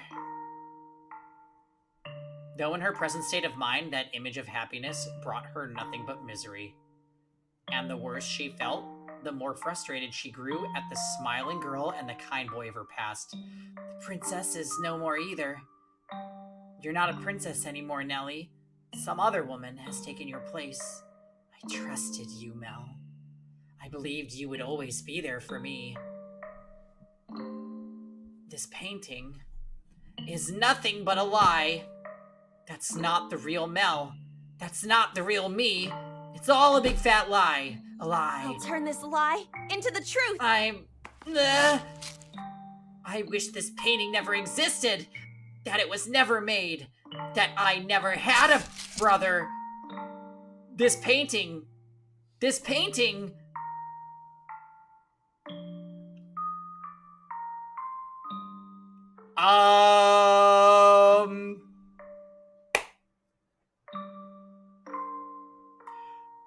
Maybe she is gonna kill Mel.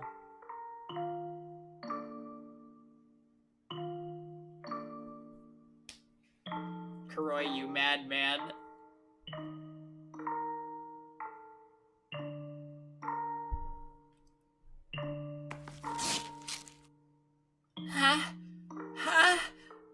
In a fit of emotional distress, she scratched feverishly at the painting she once considered precious. She put more force into her fingers than she or perhaps anyone might have imagined she could. Flakes of paint began to fall off the canvas, and in time she noticed something peculiar. Huh? What is this writing? Something's hidden beneath the paint? Just a little more. A date? Why would that be hidden? What could it be for? Completed May 1587? 1587? Wait, what?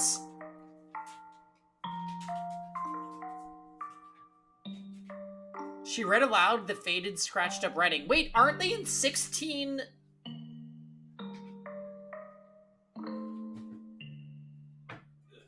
Aren't they, like, in 1603 or something?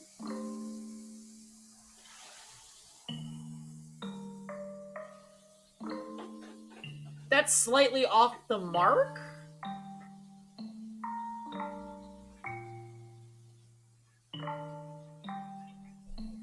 After staring blankly at the text for some time, the color in her face began to drain. What is this? How could this have been painted 16 years ago? Oh, did I get it right? I did! 1603!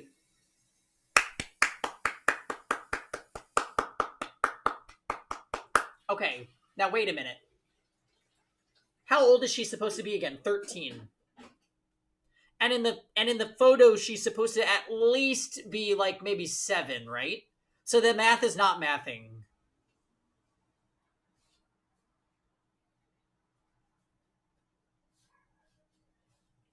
Why would that be? The house, it's cursed. They don't age. There's no age in the Fata Morgana. Alright, we'll just... fuck it. I wasn't even born yet then, and Mel would have just been a baby. Is this not me? Is this not Mel?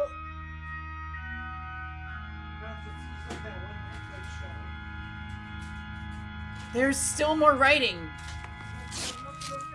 Urged on by her rapidly pounding heart, Nellie furiously scratched away from the painting.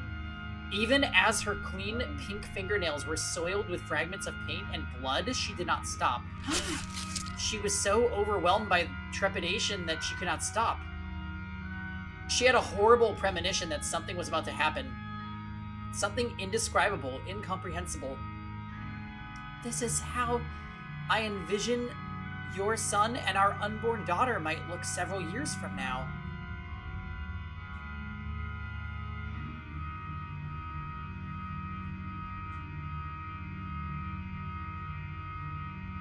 Your son and our unborn daughter. Wait.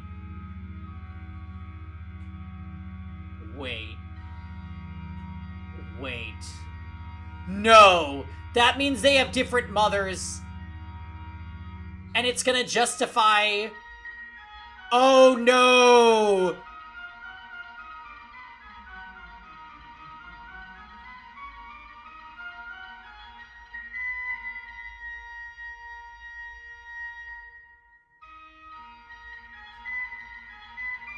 So this was a painting of the future. Then it really is of me and Mel.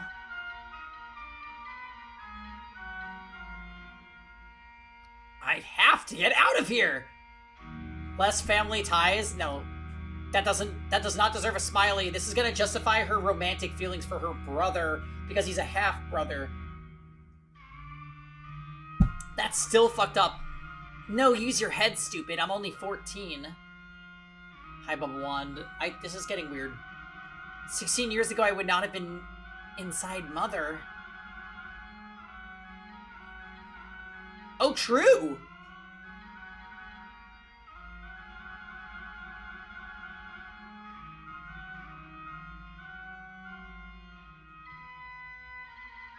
That... Wait. That means there is a half-sister that they don't know about, but she could still be fully related to him.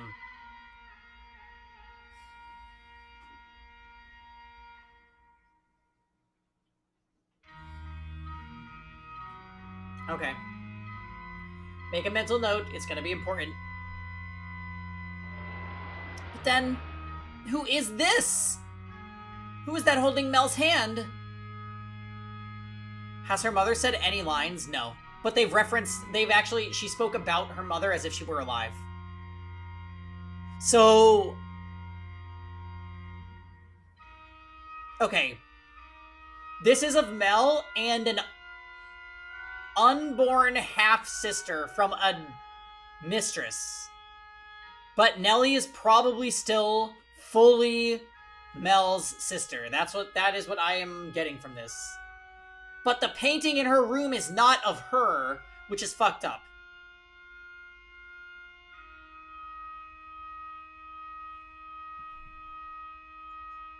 Who is that with my brother? Or my dad always goes to the other house.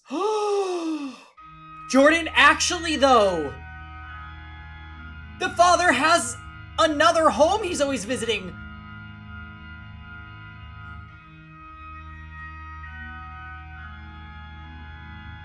That is so real. Okay, wait.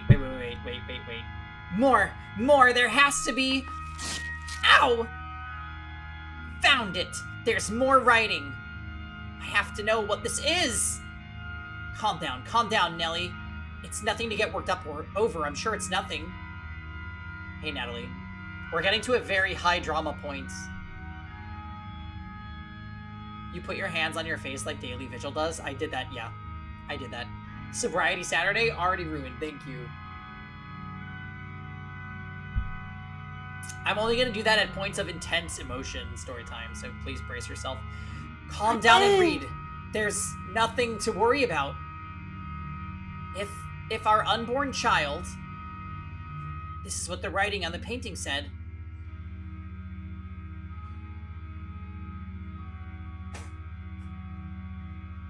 Oh!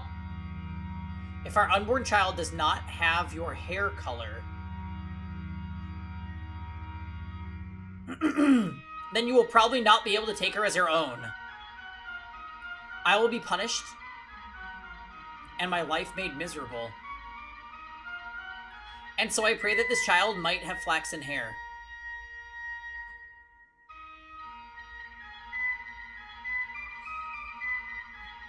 Wait. What if the white-haired girl is the... Yeah, that's where we're going with this, isn't it? That's what's happening, isn't it?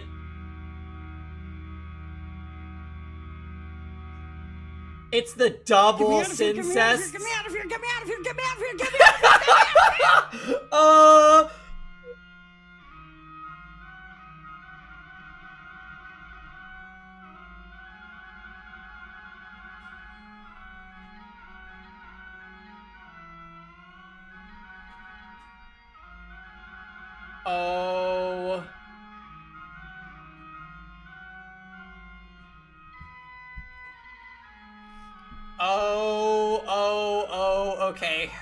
Okay.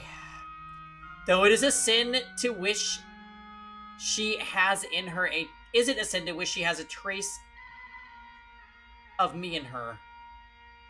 The kitchen is closed. I do hope it is a girl.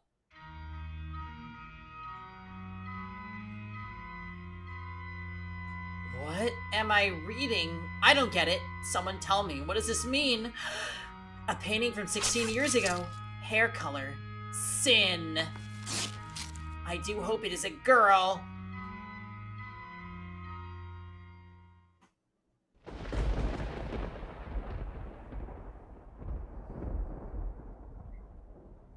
Bye-bye!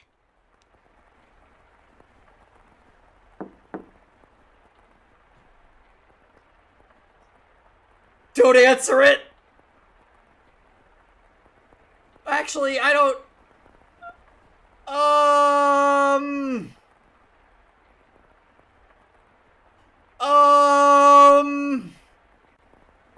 Steven? Yeah, I'm like... I'm scared. They faked out the sibling... They faked out the sibling romantic relationship with a secret other sibling relationship with a half-sister. We don't know for sure, but that's what I'm thinking is happening. Sorry to interrupt the dad date.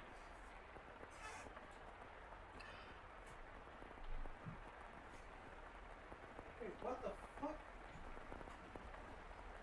It's me, Nelly. Let me in. Don't. Just say no. I'm busy. I can't. I literally...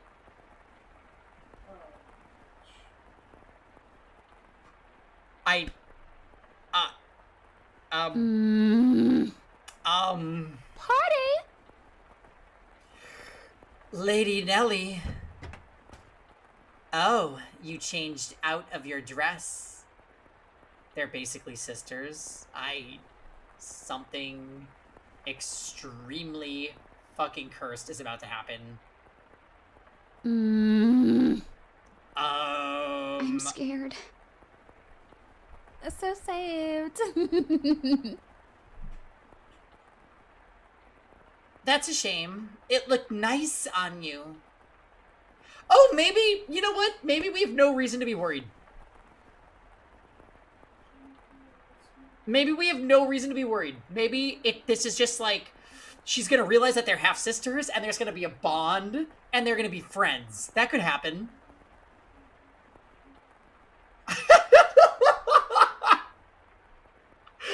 Something so bad is gonna happen!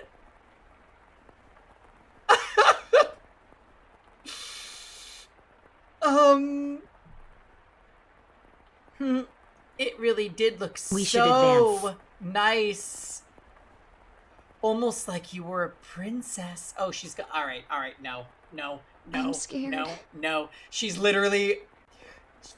She's gone full unhinged. Nelly is unhinged. That the entire event that I said was going to happen is about to happen.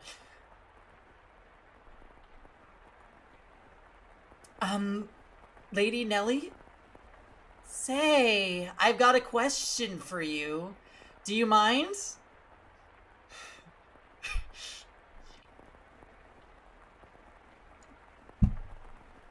Is anyone else nervous? I'm nervous. I'm very nervous. I'm very nervous.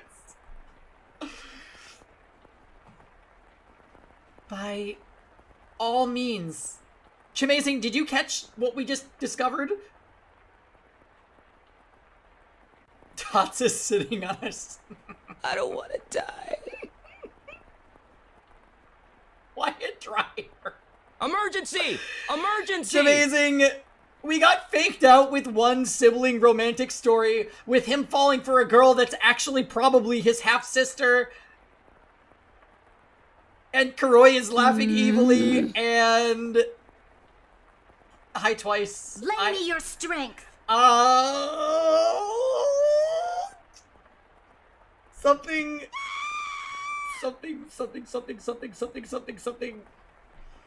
Okay.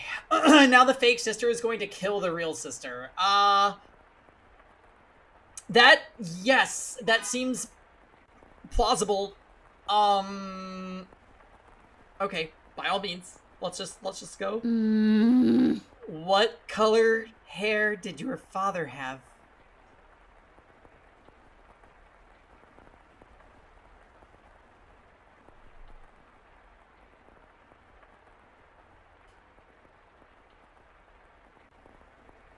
This detective work.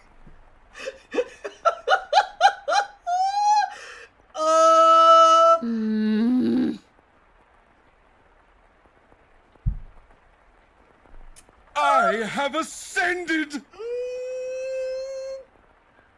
I beg your pardon? Did you not hear me? You get back down here. We need Mori. Is this almost Steins Gate? I don't know. Well, no, I'm not gonna lie. I'm very invested. I'm scared. I'm legitimately like... I am legitimately uncertain about what is going to happen, and I'm just along for the ride at this point, but I am enjoying myself, and I hope you guys are too. Yes, agreed, story time. The tension is palpable. Should I repeat the question? No. I assumed it would be about Lord Mel. I'm so curious about where you got that white color from. My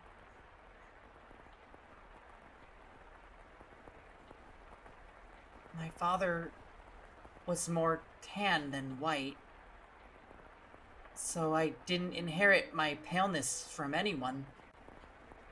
I asked about your father's hair color.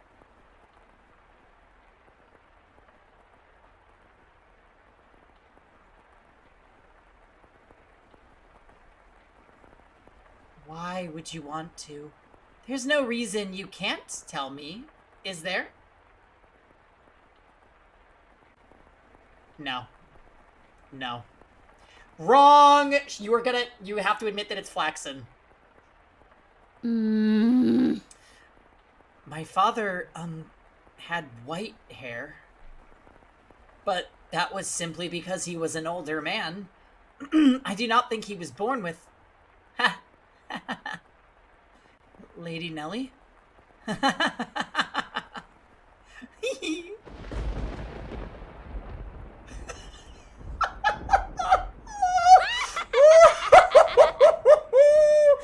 Not this!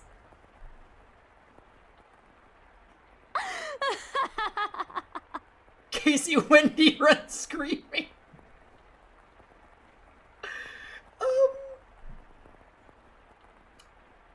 Violence is on sale today. Casey Wendy goes up to grab from his... Hey! Guess what? I figured it out! Jow Sandra Bullock running away scared. I love that gif. I figured it all out! You've been naughty. And it was so simple. There's only one difference between you and me. The thing that Mel fell for is... Why do you have those?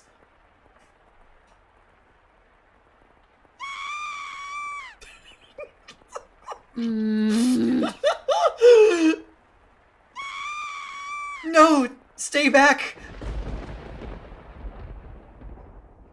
Run before it's too late. Oh!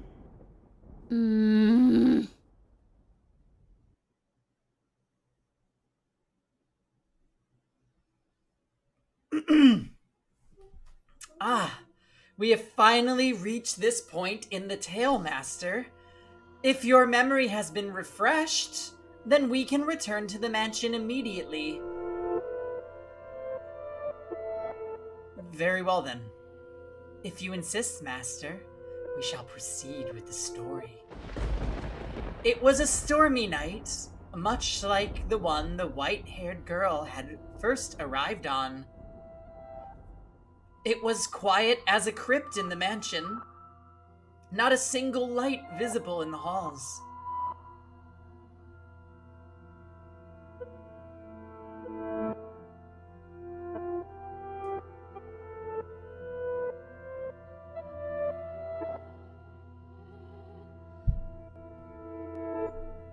The house sat in wait for the sun to peek out over the horizon.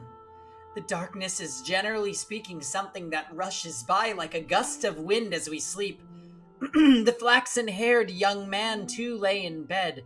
Pale blue moonlight sporadically streamed through the gaps in his drawn velvet curtains as he attempted to submit to slumber. He was having difficulty drifting off, but as time trickled onward, he drew closer and closer to the arms of Morpheus. Is that a euphemism for sleeping? Suddenly he sensed a presence in his room, much like the one from the nights some weeks earlier. Is someone there?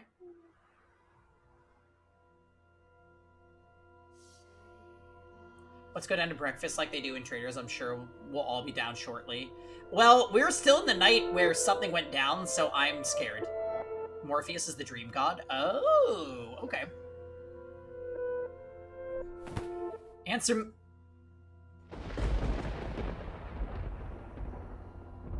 A slender, feminine finger pressed against his lips. There was no hostility in the motion, but rather a great deal of affection. The silhouette faintly visible in the dark room was the same as that night. A flash of lightning shone through the drawn curtains, illuminating her beautiful white hair. Several silky locks spilled over her shoulders and brushed against Mel's cheeks. Oh, is she gonna kill them both?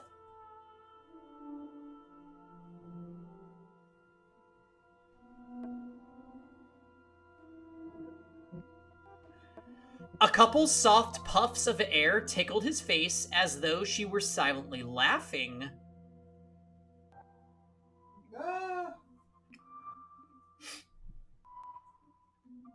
He assumed her finger, held against his lips, was her way of telling him to stay quiet.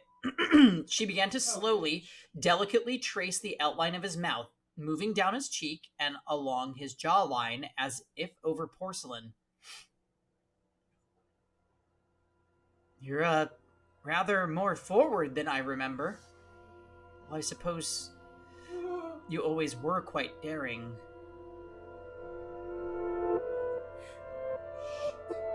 This isn't the first time you've sneaked into my bedchamber. Okay, so you know what has me really worried? He didn't comment that the finger is cold.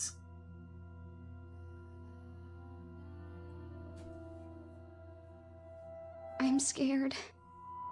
Which means it could be Nellie. I really don't think Nellie is alive right now, but it could be Nellie.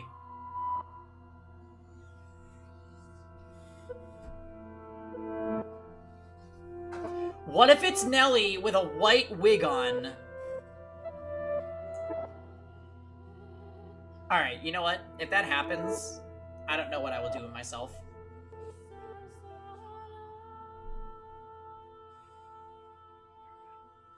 What if she feasted on her? I don't know. So it's just Nina West.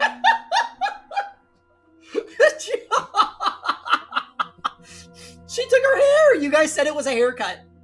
You literally said it was a haircut.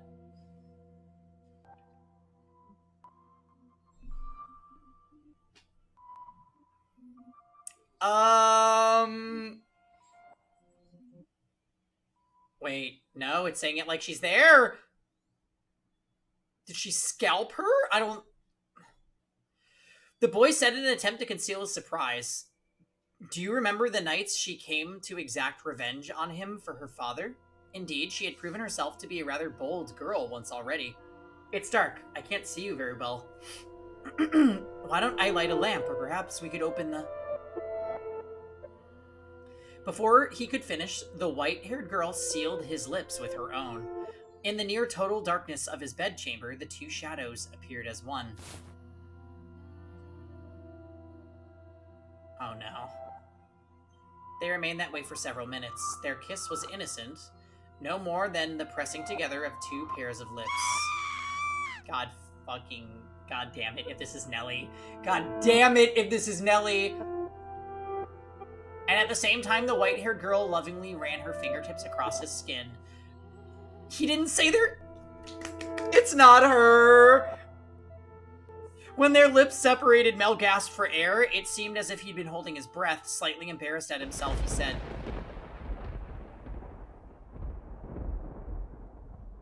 "Dearest Mel."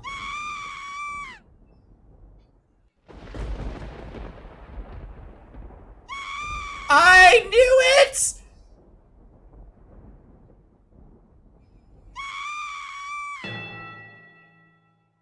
Yeah, we need... Get me out of here, get me out of here, get me out of here, get me out of here, get me out of here, get me out of here, get me out of here! We literally need counseling. She actually scalped her? I can't believe it.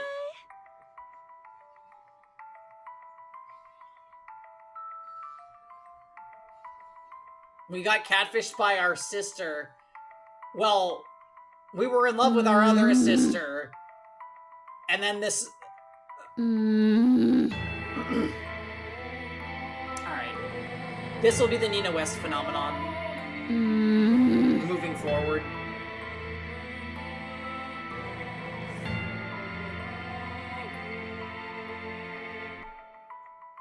Nothing. You've been naughty. He could not speak. The silhouette hanging above him was certainly the white-haired girl's, or was it? Because his next words were, "Get off me!" He reflexively shoved the girl straddling him aside. She strolled off the bed, landing on the cold floor, but slowly, gradually, she crawled her way back toward him. That wasn't very nice. You're caught up to me, so I have to not watch after this. Steven, I can see why this was the scene you took a break after. This is a lot. Are all VNs this strange? Well, no.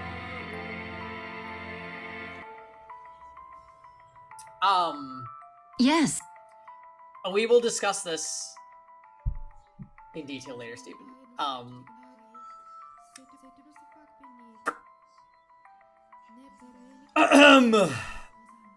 That wasn't very nice. Yes. Veiled in darkness, she slowly lifted her head. Now, E-Tier, be careful, because we've already agreed. We've already agreed that we like the same VNs, so just be careful. Tread lightly. Veiled in darkness, she slowly lifted her head, and then there was another flash of light. The heavy fabric of the curtains rustled, bolts of light streaming between the gaps.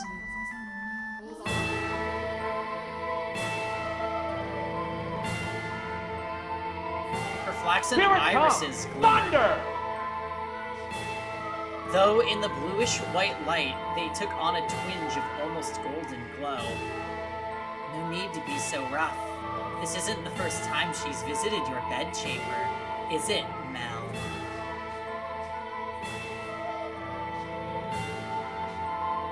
did I not kiss you the same way? Tell me, how does she run her fingers across your skin? What does she do when she nuzzles up to you? Stop this madness, Nelly. Why would you do this? I'm scared. Why is your hair white? Because you like white hair, don't you, Mel? You like white hair, which is why you fell for her, isn't it? So if I have white hair, then you'll fall for me, too. Then I can be your princess again, dearest Mel. What are you talking about? He cannot escape from her, from his sister's piercing gaze. Why? What happened? How could she? Yeah. Questions crashed into the young man's mind like waves of stormy sea. And none of them found answers. They simply caused him further perplexity. Your hair. What happened to your hair? How did you get that color? Oh, this?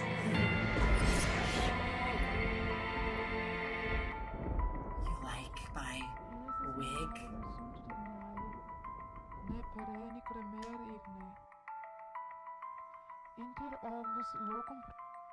It was a joke! It was literally a joke! You're sick, Tom. Snip, snip.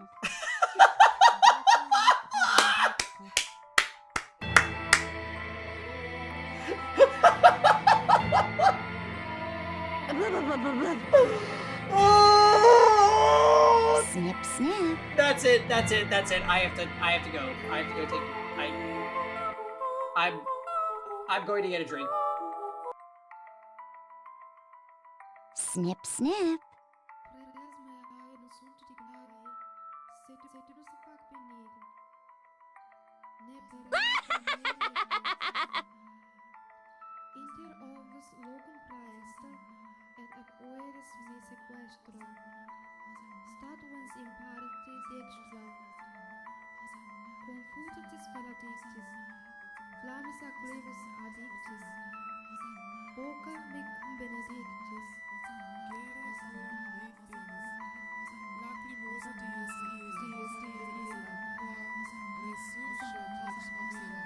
I'm so genius!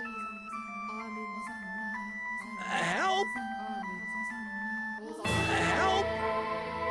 Help! Help!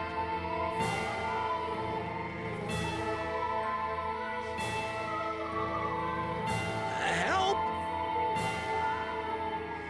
Where are you?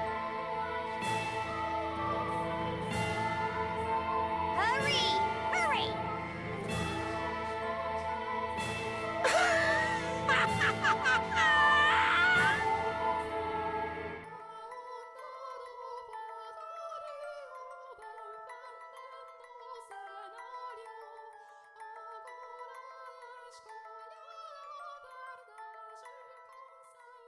Don't forget this feeling.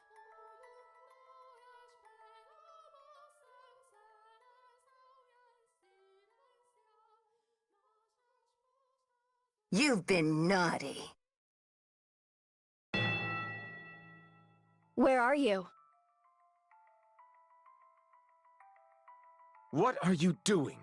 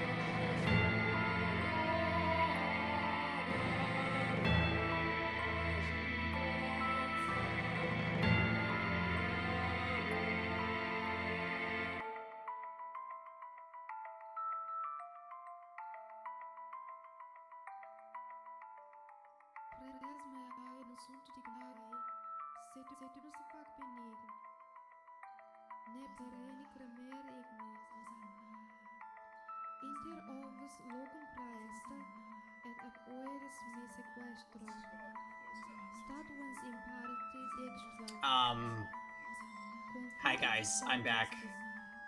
Oh, did I leave you guys alone with Nelly? I'm so sorry. I didn't realize.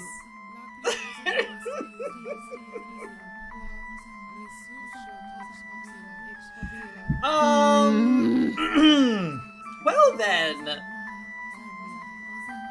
You like my wig?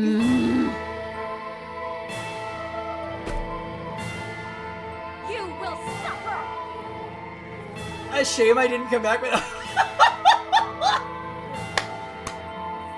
I would die. I would die. I did come back with a drink though, so cheers.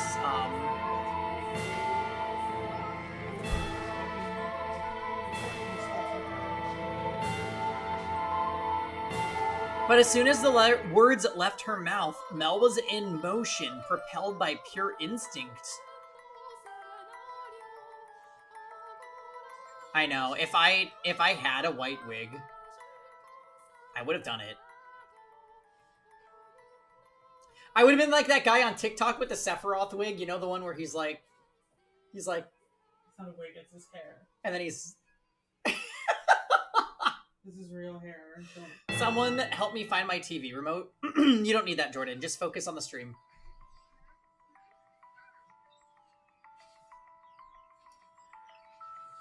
Dye your hair white like all the YouTube gays in 2013. I think white hair could be a look for me, to be honest.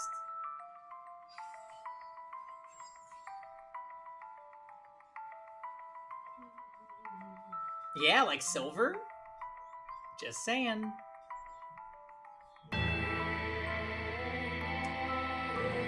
He clenched Nellie's shoulders tight enough to dig his fingers into her flesh. You're hurting me, Mel. What did you do to her? Tell me, what did you do? I made her leave. It was a perfectly reasonable decision. She was obviously not nobility, and thus hardly fit to be in this household. But there's no need to worry, Mel. I'll take her place. You sound like a mad woman. It doesn't matter if she was of noble blood or not. Oh, that's not Nellie. It doesn't matter if she was of noble blood or not. She promised she would stay by my side. So why would you do that to her? I promised you that long before she ever did. And I love you far more than she did, Mel. Did.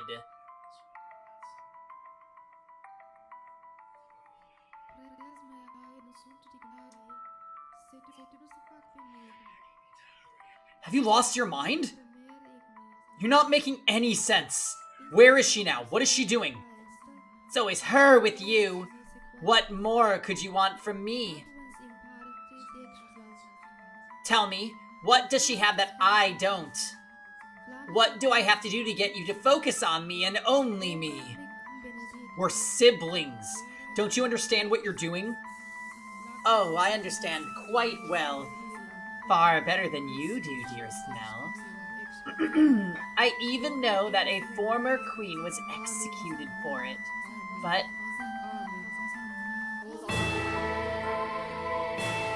if we don't get caught, there's no problem.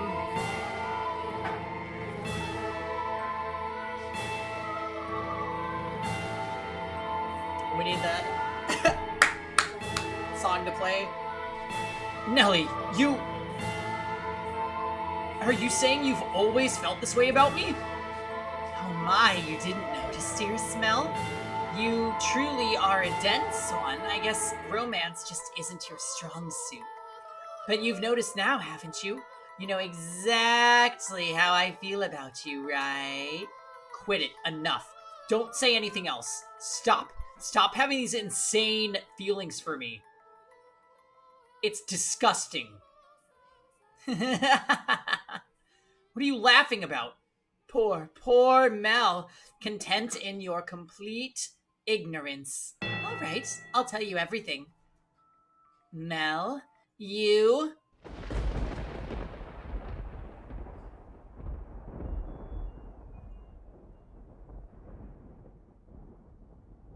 I'm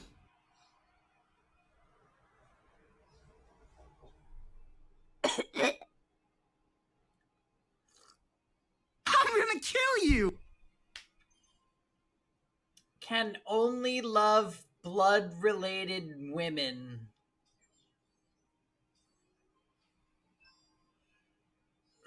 Get me out of here, get me out of here, get me out of here, get me out of here, get me out of here, get me out of here, get me out of here! Huh? His cackling sister appeared to him like some sort of inhumane life form. Her actions and incomprehensible exclamations slowly drained him of his strength. What kind of deranged nonsense is that? I love her. She's your sister, Mel.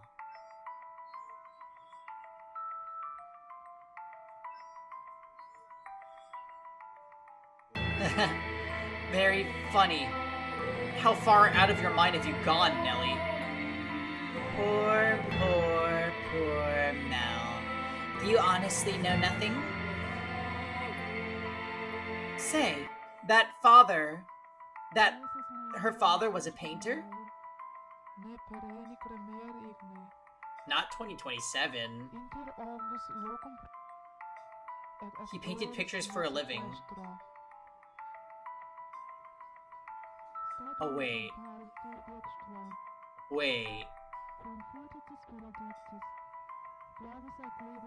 What of it?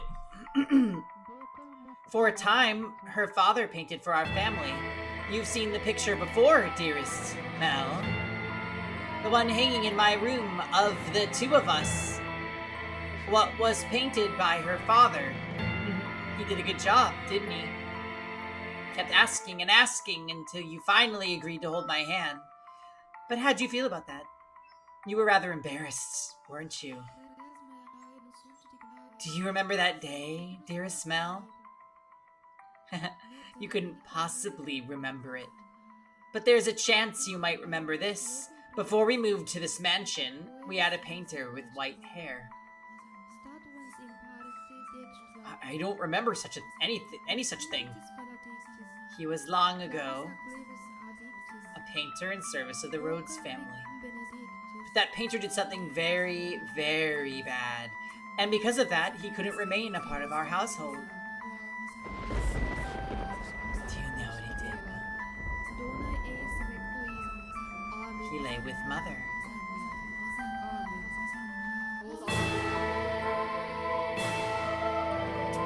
So, it wasn't the father who had an affair.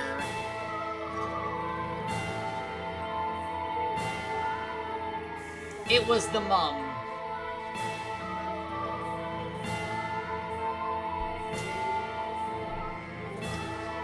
My father was chased from your house. If the child had been born with flaxen hair, then the painter would not have been thrown out. Can't believe she actually needed this white-haired wig to pull off her Kyoko moment.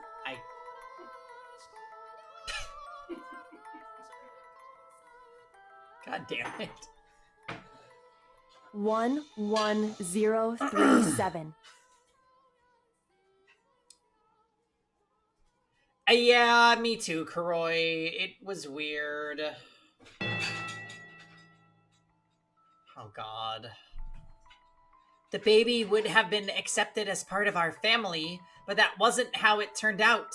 The child had white hair. She didn't look at all like she carried the Rhodes family blood. But see, Mother had me. That I'm here is all the proof you need. The girl born 16 years ago didn't have flaxen hair. Up until his last breath, he was only ever concerned about me. He held me in his arms and ran his hands through my hair, an apologetic look on his face. You're talking total nonsense. What proof do you have? If you want to see it, I'll gladly show you. The artist left a message in the painting in my room. Tell me, am I truly wrong? What did that girl tell you? You're lying. What part of it is a lie, Mel? Everything I'm telling you is the truth. Why don't you go ask Mother? I'm sure she'd throw quite the fit. Mother wouldn't. The mistress did not send me away when she saw me. Quite the opposite. She took me in as a servant.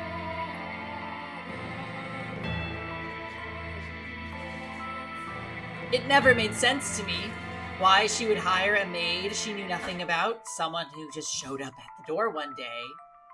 And when I asked Mother to make her my maid, she stubbornly refused. From a good house? Don't make me laugh.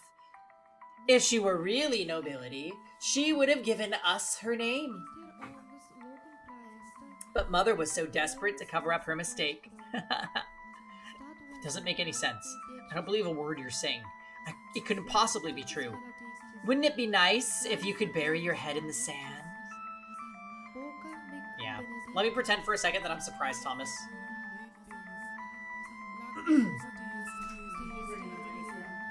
Nah, he's going to some club.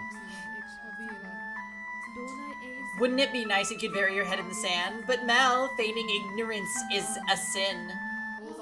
Oh. No! My name is... No. I refuse to believe it. Not a chance in hell. You just don't understand anything, how I feel, how much I've suffered. Do you have any idea how long I've loved you? Knowing that you would never accept my affection? But then, fancy that. You fell in love with your half-sister. Then I should qualify for your love too. Shouldn't I, Mel? Stop it. Enough. Shut your mouth. Not another word. I don't believe you. I don't believe any of this. Mel! I know you'll never love me. I know there's nowhere for me to run. Say, when we were kids, was that really me? Was I really by your side, Mel? If that painting tells the whole truth, I was never once did I get to be your princess. Not even once.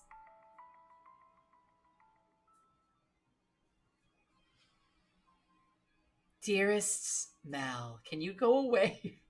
Please. I don't want to read any more of your dialogue. Everyone just loves to dote on me. They're always telling me how pretty I am. Mother does. Father does. This is where you stopped. Yeah, this is a lot. And all the maids do too. I can do anything I want. So for me, acting like a spoiled child is the only form of rebellion I have. I don't have the kind of freedom you do, Mel. I'm just a doll for the family to play with.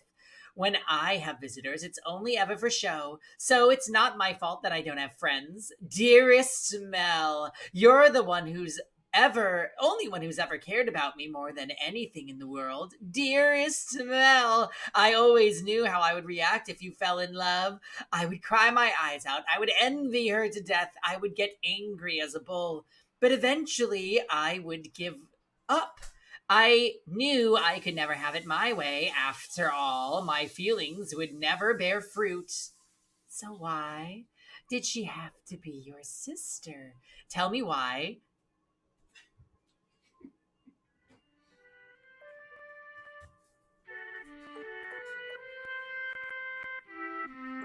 Jordan! Jordan!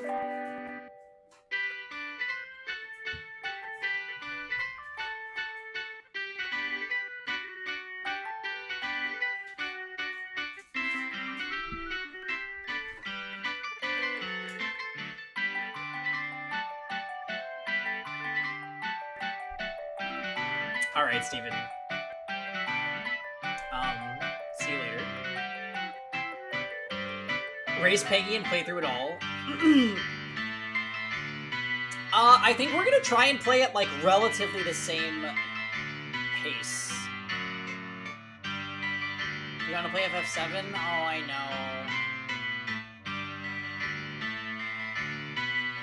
know. Or... Yes. Steven, I could just play this for you if you're not feeling particularly invested.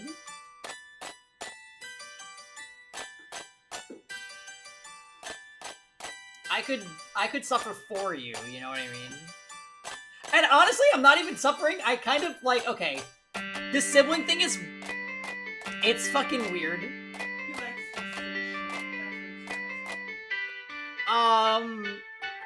But I really legitimately enjoyed the last 30 minutes of this game. Like, it had me kind of on pins and needles, and I think chat was too.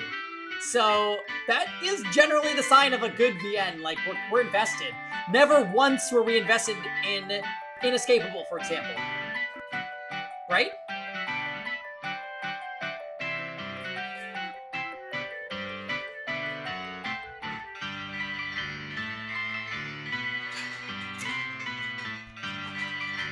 Oh, dearest Mel, are you here again reading such hard books? Oh no, not this game. Dan, have you played this? How can anything possibly live up to the last 30 minutes? I don't know. The last 30 minutes were actually so good. The last 30 minutes, I was legitimately scared and freaked out, and then our worst fears materialized. That is, like, actually so good. That is actually so good for a VN to pull off. You've been naughty. Yes, I legit... I've played this. Okay, well, the beginning is definitely freaking us out a bit. It was the double syncests for me. I truly didn't think any game would go there, and this went there.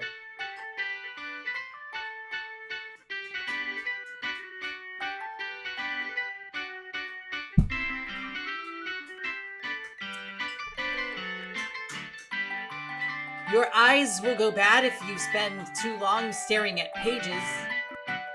It'll be fine, Nellie. It's not like I'm reading 24 hours a day. No, that's not good enough. Also, I need Nellie to die because I can't keep reading in her voice. I'm starting to get freaked the fuck out. If your eyes go bad, dearest Mel, you won't be able to see me anymore. You worry too much. Maybe it means that we can never get worse than this.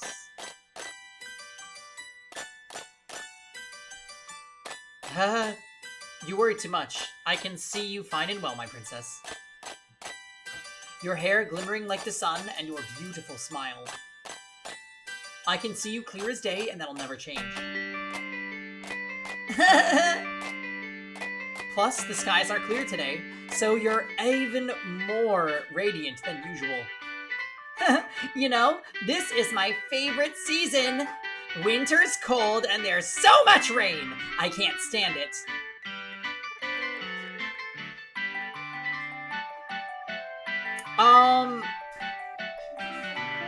You know what? Even though she's just a little girl in this scene, I literally can't help but read her lines psychotically because of what just happened.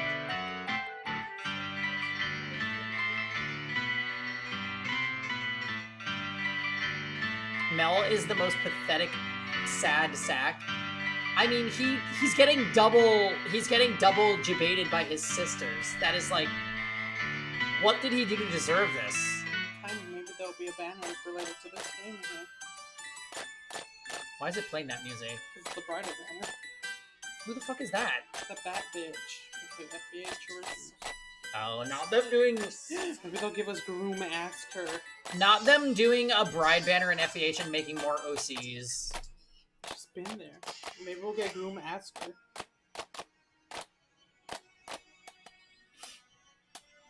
Good lord. This family is just all around pretty screwed up. I think so, yeah. I actually dislike Nelly more than Mel for sure. Mel is getting played. No! Pride Lapis? Nano is gonna be so happy. He did fall for his other sister. She didn't do anything. She said go.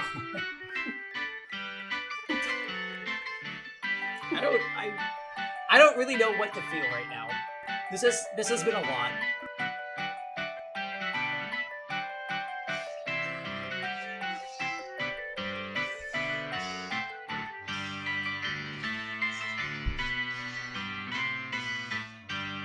I'm gonna have to add Nano on Twitter because I don't think he's here right now.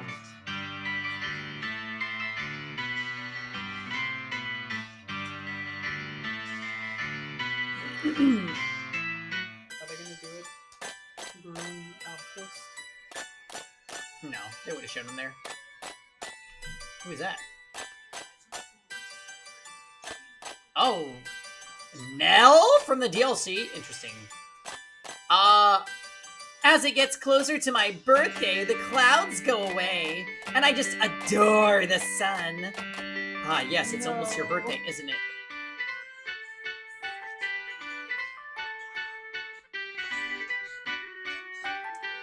Have you decided what you're going to ask for? Not yet. I want pretty dolls and shoes with sparkling gems. And I also want a pretty dress, like the ones Mother wears. Bride Nelly? Oh! I can't believe that happened, actually. The fact that that character's name is Nell, and this girl is Nelly, I can't. Oh! The dryer! He existed. That's all he had to do to deserve it, I guess. So wait, Dan, am I right to assume you don't like this game? The tender groom will be a scoreboard in Tempest Child. Really?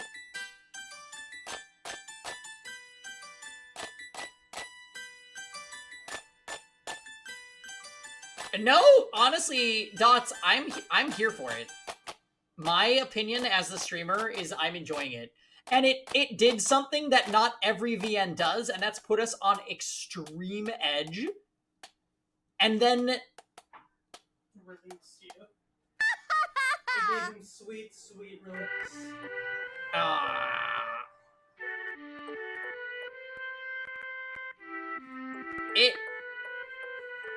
I think the game has definitely done things that I like so far. I'm scared.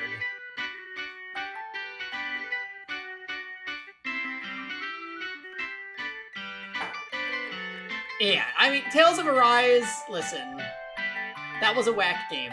At the end of the day, that game was very whack. Very whack.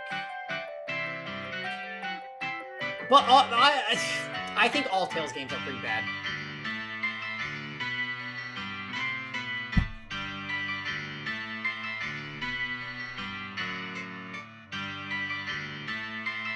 A list that long is a bit much, even for father. Violence is on sale today.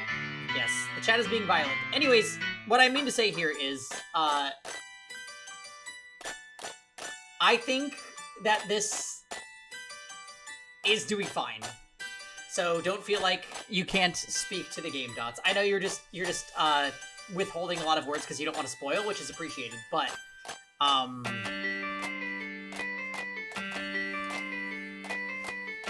yeah. I definitely am not feeling like I don't want to proceed. Like, remember, Inescapable and Steins Gate had me with those vibes early on, and this one is, it's fun. It's fun.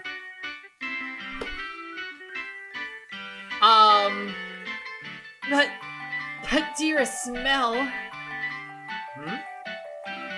I already have what I want the most.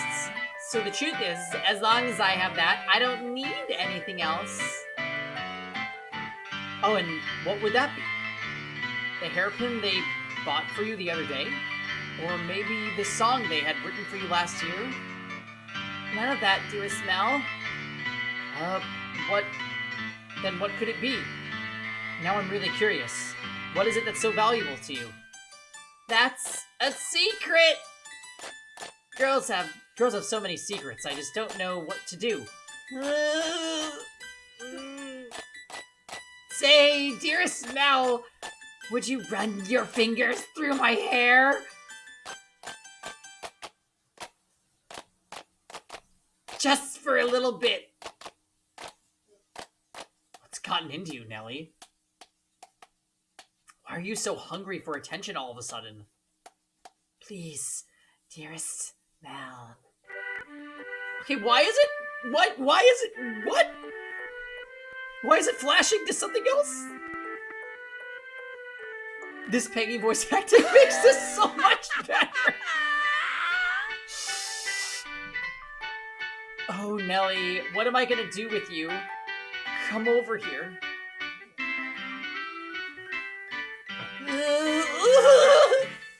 And I want to sit on your lap. Yes. Yes, as you wish, my beautiful, beautiful little princess. Say, dearest Mel, what is it this time, Nellie? Right now, I'm so incredibly happy.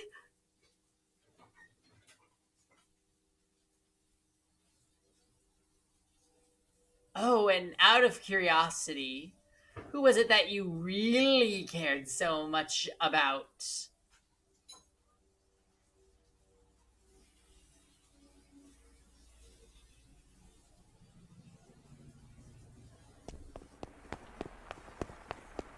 Wait. Wait. Wait.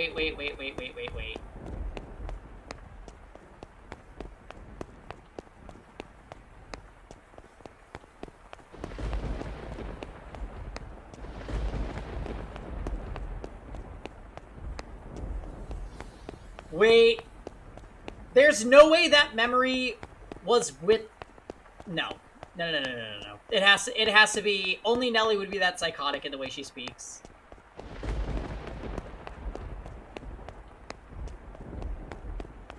What if he had a different sister?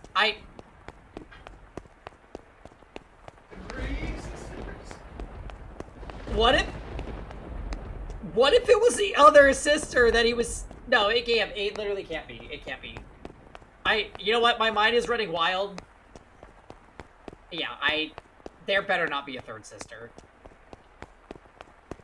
No, that's impossible, actually. But I am starting to suspect that maybe some of the memories or scenes that were being shown aren't Nellie, and they're actually a white-haired girl who we don't know her name. What if her name is also Nellie? Like, yeah, Mom is still alive, and she's very guilty, apparently.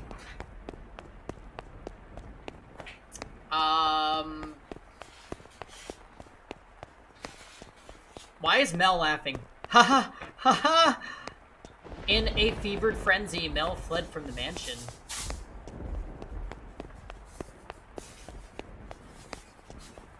Oh, he's panting. Okay.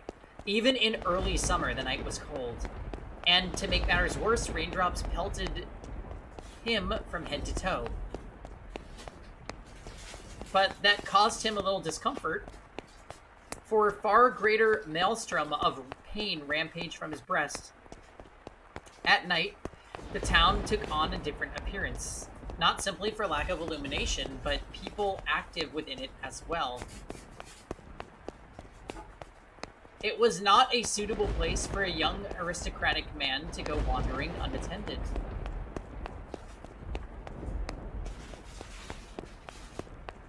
The darkness is not only the abode of devils, but of beggars, thieves, criminals, and all manner of things undesirable. But despite that, he continued to run, knowing not where he was to head.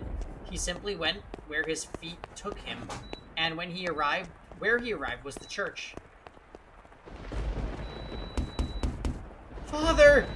Father! God should be able to offer me counsel. to answer all of my questions about that painting, about her, and about Nellie's feelings, and about her lies. Not her lies, but the truth. Please open the door. Open the door! But as you might expect, the door was locked, and the priest showed no sign of responding to his calls. The sound of the pouring rain drowned out everything else. Ugh. His head drooped feebly. He looked like a helpless little calf who had wandered alone onto a dark, precarious mountain path. Why? Why won't anyone tell me the truth? All I want is for someone to tell me the truth. Have I sinned? No, I didn't know anything. I didn't know. No, none of it's true. So I haven't done anything wrong. I'm not at fault here, am I? Nevertheless, his sister's claims and her laughs continued to echo within his head. If he truly believed it to be false, he would have gone to look at the painting. That he could not was an indication that uncertainty had a stronger grip on him. Fragmented images of a white-haired painter fluttered through the back of his mind, and he desperately shoved them aside. What good is the church? What good is theology? What good is God? Something moved near the boy. It stood immediately behind him and grasped the light of his dressing gown. He had been so consumed by his own world that he had not noticed the person's presence until they were close enough to touch him. What? Who are you? Standing there was a beggar dressed in tattered rags. He's still begging at the church? The hooded beggar tentatively extended his hand towards Mel, pleading for relief with sad, slender fingers. Were he a generous young man, Mel would have given the beggar something. Were he generous, of course. Lord. Get your filthy hands off me. I don't have a damn thing to give to you right now. Don't you dare touch me. Suddenly, the beggar's hand turned upward. My eyes catch the beggar's. Her hood fell back, revealing her hairless head.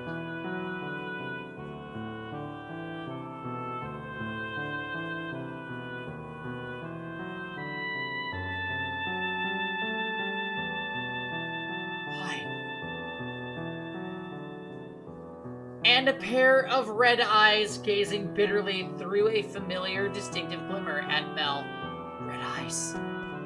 She immediately covered her face and turned to run. It can't be. The beggar that's always been here was a... But you said yourself that they would not survive much longer. How could you be certain she was the same beggar? Wait for me. Perhaps as someone of such high social standing, all beggars appeared the same as you. Oh, to you. Or perhaps you wanted to believe your meager generosity made a difference, that you did something of value. I will not say it is wrong to think so. Wait for me. It's the way... Okay, wait a minute. Nellie literally cut her hair.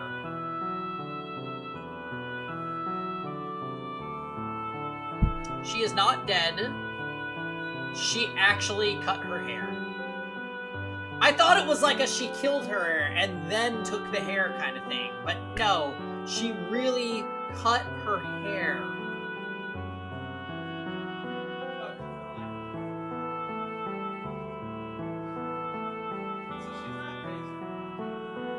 I chase after the fleeing girl. Though I shout to her to stop, she continues to run. The rain is so heavy, I'm afraid I might lose her. I'm terrified. But I didn't do anything wrong, did I? I'm begging you, please stop. I just want to talk. She comes to a stop at a corner. Please do not go around this corner. It's you, isn't it? I'm sorry. Why are you apologizing? What I said back there was terrible, and for that I'm truly sorry. I didn't realize it was you. Please, come back to me. If you're concerned about social status, I'll figure something out. And Nellie's getting married off soon enough. Oh, yes. Nellie. Nellie did something horrible to you. She's lost her mind. She was talking nonsense. But don't worry. She'll be out of the picture soon enough. I'll make sure you're safe. Say something. Please. Lisa? Are you angry? You're angry, aren't you? I'm not angry at you. I'm not. Did you know everything? Did you come to our house aware of everything? How's the game going? Lisa, we've been on a fucking roller coaster.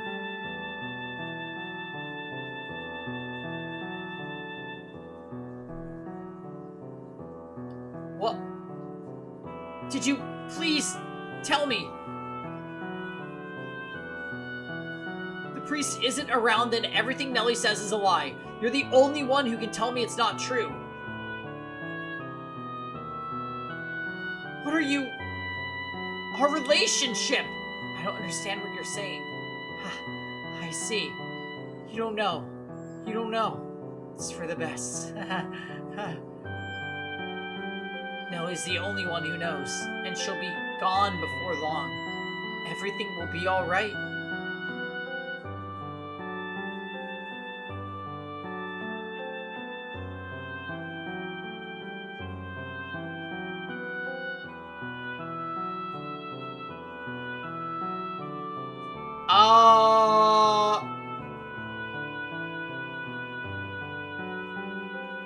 This whole family is extremely psychotic. Wait a minute. Is he gonna kill his sister so he can be with his other sister and pretend that she's not related? Last time I said something outlandish, it ended up being true. She kind of did, though.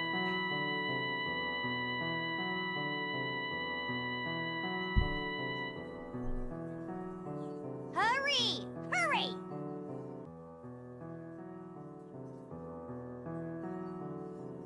Lord Mel. It'll all be alright. Let's go back. Sounds like he's still in denial and expects Nellie to be away at her husband's house forever soon. But here's the thing, Kroy. Even if she's away, she'll still know. So what if he kills her?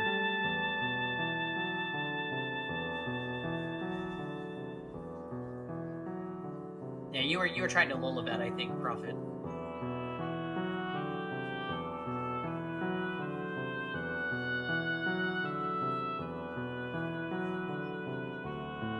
It'll all be all right. Let's go back. I'll make sure you'll never be put in danger again. I'm begging you, stay with me. My appearance is no longer suitable to stand at your side. You saw how unsightly I am back at the church, didn't you? If he realizes she is telling the truth and wants to be totally deranged, he could do that, but it sounds like he doesn't want to believe Millie at all.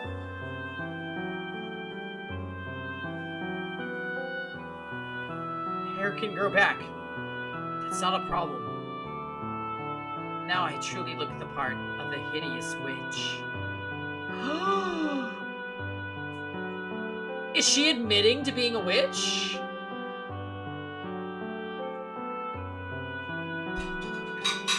Also, hello, Mitch.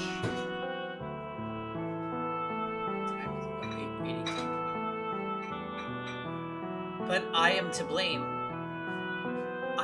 It was a sin for me to find happiness in your kindness.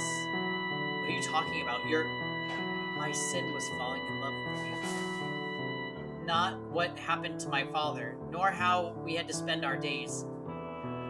There's no sin in that. We have our whole lives ahead of us. Don't we? With enough time, this whole tragic mess will be behind us. Things will only get better from here. I'll be your prince, like the one who took the girl to see the outside world. So please, give me your hand. Come to me. Don't leave me all alone. I need you by my side. Please! I extend my hand around the corner. I sense her hesitating beyond the bend. I'm begging you. I can't see what's on the other side, but a vision of her reaching out to put her hand in mine wells up in my mind. But that story never had an ending. What? She doesn't take my hand. I doubt the girl ever wrote that letter. She's not there when I turn the corner. Why? Why did things end up like this? Where did I go wrong? Oh, God.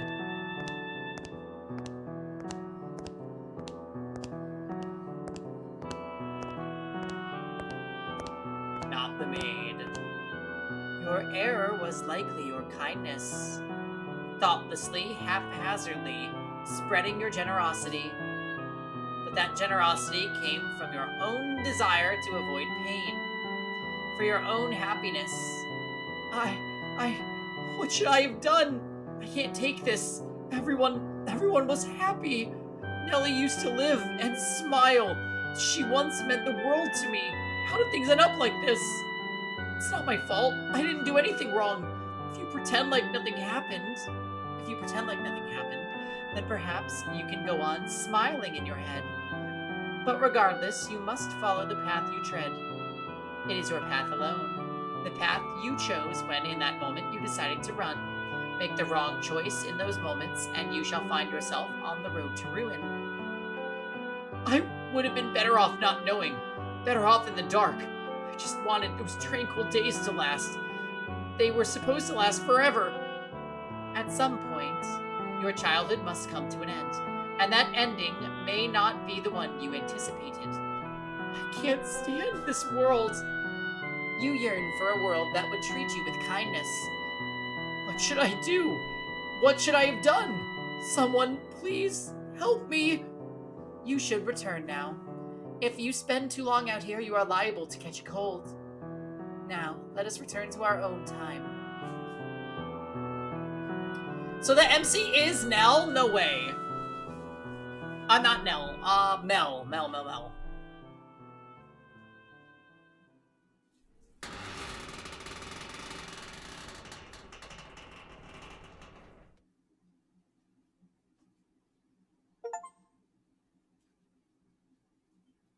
The crestfallen young man faded into the distance, and the decrepit double doors clacked shut. Through the shattered glass, you could see only the ruins of a garden, not a single rose growing within. You had evidently returned from the past. In the garden, weeds grew taller than people. You found it difficult to look at. A wolf howled in the distance. The children, the sea of roses, and the white-haired girl were nowhere to be found. You and the maid, who you called you master, were the only people present in the mansion.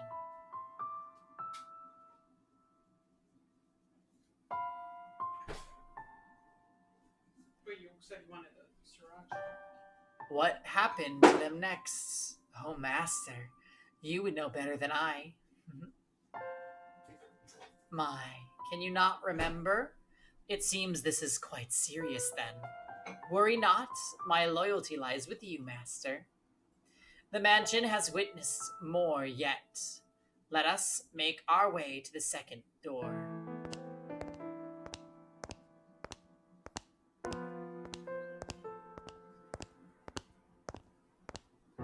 Alright. So guys, today is triple feature day. You wanted to see the bald portrait of the white hair girl? Yeah, they definitely did not include that for a reason. I feel like if we stop for community games, it has to be now. And that way we can start fresh on door 2 tomorrow. I mean, Dots, I'll be honest, I think this was a really good episode. The sibling stuff, the brother-sister loving shit is super weird, and the fact that they doubled down on it was a twist. But, like, we were on the edge of our damn seat.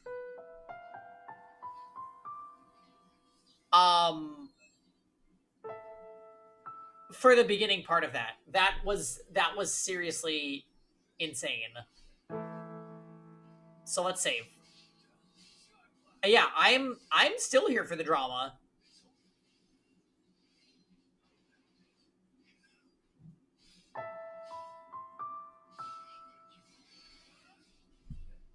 It is definitely weird, but as far as I'm concerned, this is a very good episode. And I'm happy there were so many people here along for the ride with me, because it was just shocking.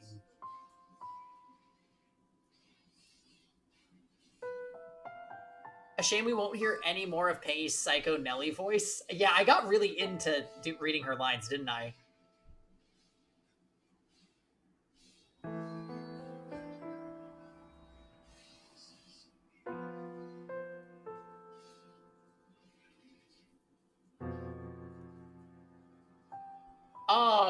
Yeah, I mean, maybe she'll have a guest appearance in Door 2. I mean, she's alive and well, Rosen, so... Yeah. Here's the tea, though. I don't know what's happening for Community Night.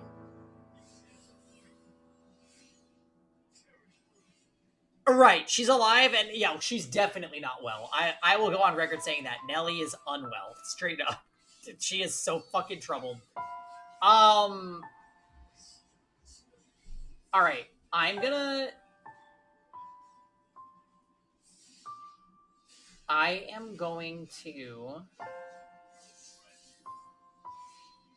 We're gonna close the game. I made my save and we're Gucci.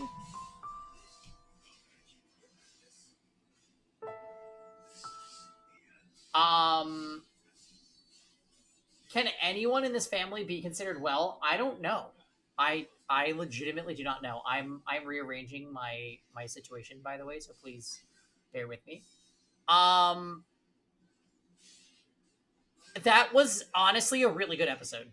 I like the game. It's very... It was unexpected. And I was tense. And the thing I didn't want to happen happened. He had his butt clenched. Yeah, I was clenched, is really what I'm saying.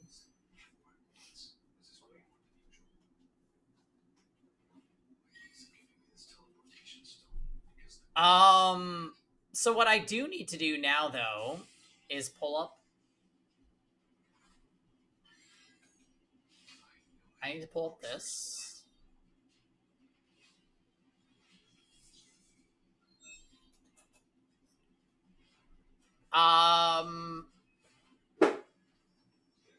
So, guys in chat right now, what do we want to play?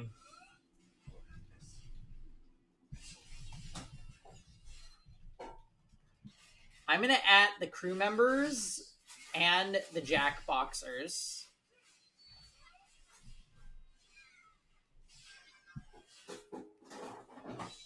So, Among Us, Goose, Duck, or Jackbox. That's what I need to know. We got some shit to... You know what? I'll put up a song while we do this. We're gonna like vibe here and figure it out. What is happening tonight? What are we doing? From the album, the Goose game is, yeah, it's a free game on Steam. I mean, y'all enjoyed that episode, right? That was legitimately good, I think. Yummy Ellie, what is that? Hi. Yeah, I am actually here for it too. I'm here for the psychodrama.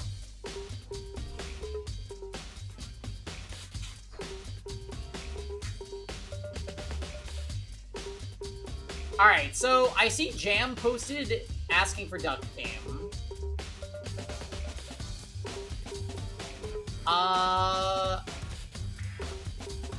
I feel like maybe it'll come down to the Goose game or Jackbox.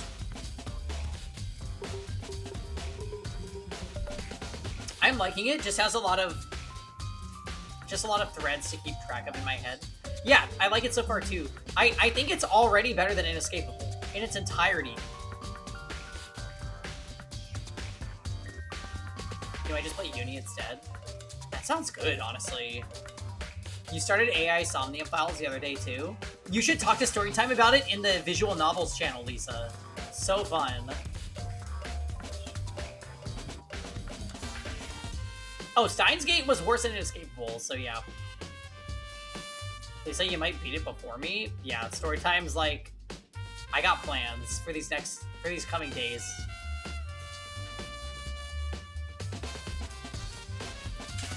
So wait, guys, I need to know if I was to run Goose Game, who would play right now? If you're listening to me, who would play? Because I don't want to boot up the game and do the whole 9 yards if nobody's gonna play. right? We need like a solid group is the problem. So Lisa's in there.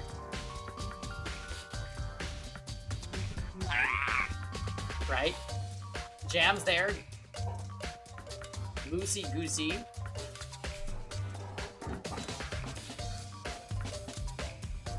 I think Aquatique just voted Jackbox? I'm honestly not sure. I'm not a Goose gamer. I know. I'm not really either, to be honest, Jordan, but I would put up with it for a night. The Goose game is less about social deduction, and it's like pure chaos. Which some people think is fun, but what I like about Among Us is the deductive aspect, so... When that gets taken away, I'm like, oh yay, party game where we all just randomly die.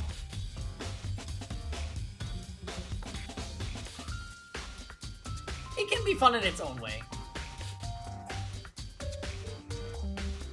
Either a murder game, but Lisa says absolutely not to Jackbox. There's some deduction? Very little, unfortunately, but yeah, there is.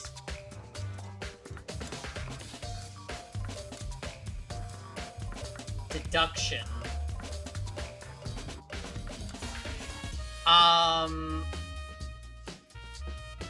But yeah, I need more input. I need more input from people that are in chat right now. Otherwise, like, it is the worst to, like, boot up a game and then find no players. It doesn't seem like there's many around. Yeah, that's what I'm feeling too, Jam.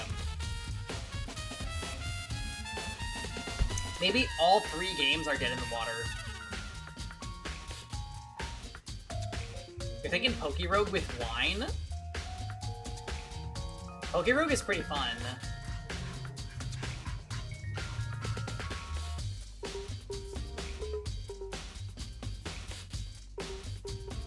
People are lurking? I don't think so, Lisa. I could stream Undernight, or I could stream... Undernight, or I could stream Pokerogue. I can't believe Community Night died because Storm went on a cruise. Well, like, if people were gathering for Storm's birthday, right? It would be more of, like, an event. And I probably would have forced it harder, but I don't know, it just seems like... Down to some Pokerogue?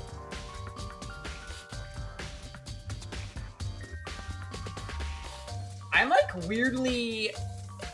I could play fighting games, is the thing. I don't know, someone said... Storytime said Undernight, and I'm like... Someone said Undernight, and I'm like, yeah? Bet?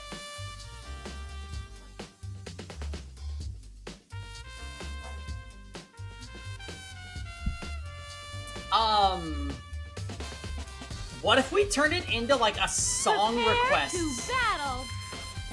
What about a song requests fighting game night? I've been saying I want to do that for a while, and we haven't done it. Oh my goodness.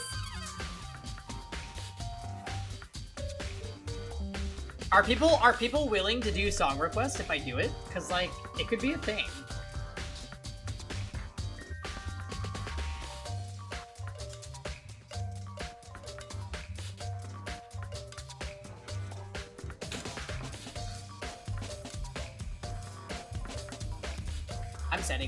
I'm sending it. Song requests? Undernight vibes? Sounds good, I've already gone mobile. Luckily, it's easy to song request even from mobile, Jordan. Alright, I'm setting my category as Undernight, so it's happening. It's officially happening. I do need to pee and get ready, though, so, Oh, I just thought of something. Alright, I'm gonna be right back, guys. I'll explain song requests when I return if somebody doesn't do it while I'm gone. BRB.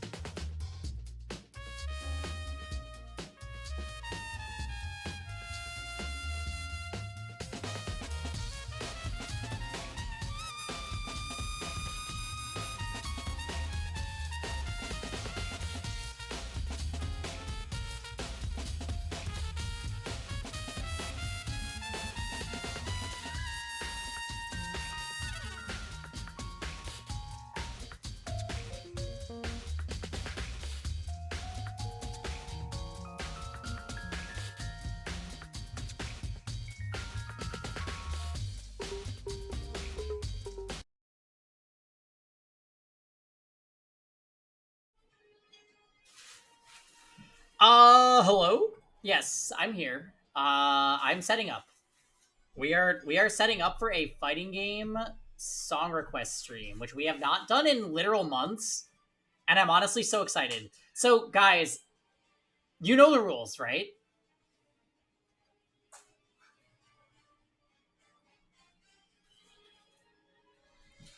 You know the rules.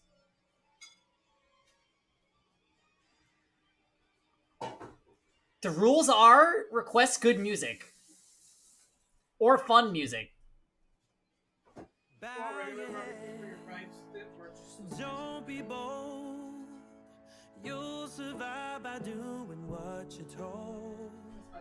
Said love is earned. Wait, David Archuleta. And we So not the la la la la la clap clap clap song. You could do that if you want. You can do video game music, non-video game music. Do whatever your heart desires. But don't do Shania Twain or any country. Or Bjork. Those are basically all the band things.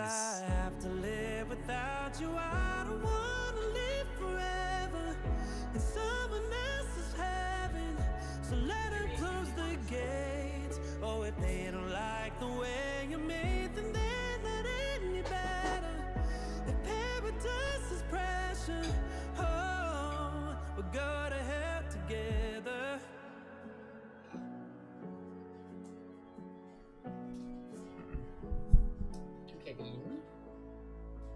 You and me, that's all we need. Okay, wait. Before we get started, I am gonna feast. While I'm gone, fill up the SRQ. Okay? I think it's David Archuleta right now. I don't know why it's doing it. But anyways, I'm gonna feast real quick. When I come back, we will be doing this. So give me 10 minutes. Do your thing, and I'll be back.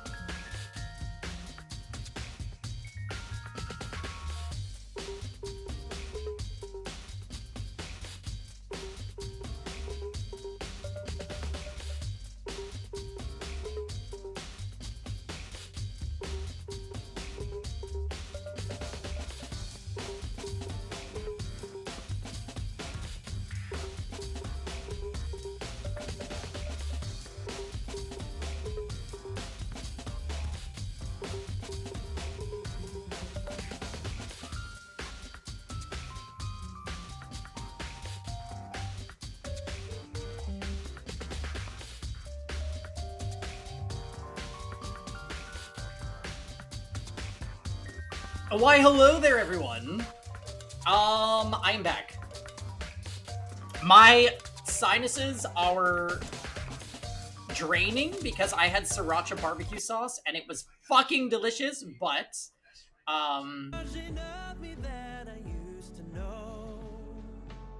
wait, I need to clear out some of this queue.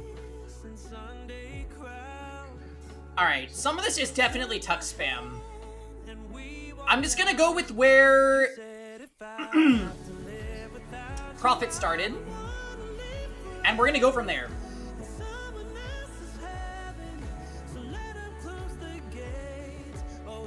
Yeah, Profit, that was you tonight, right? Alright, I am setting this up, and we are gonna literally fighting games and chill.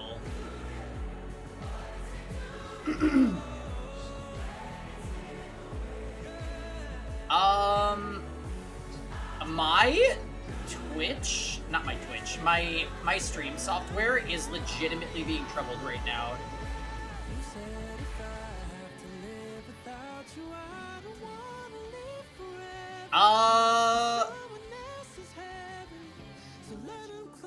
It's channeling the inner Nelly. Basically, parts of it are frozen. I will say this, it does not like when I disconnect my capture card midstream. It really does not like that.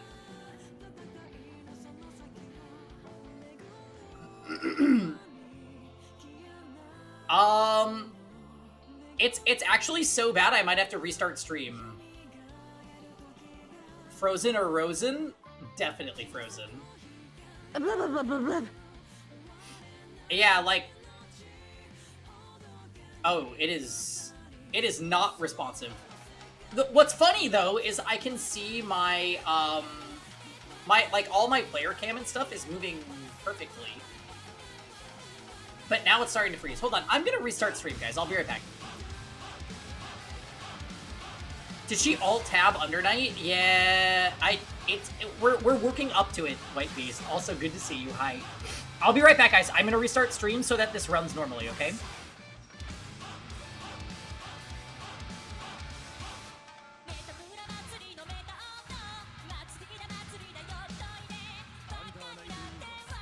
Or not.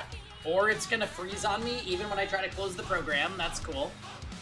Well, this is what I have task managers for, everyone.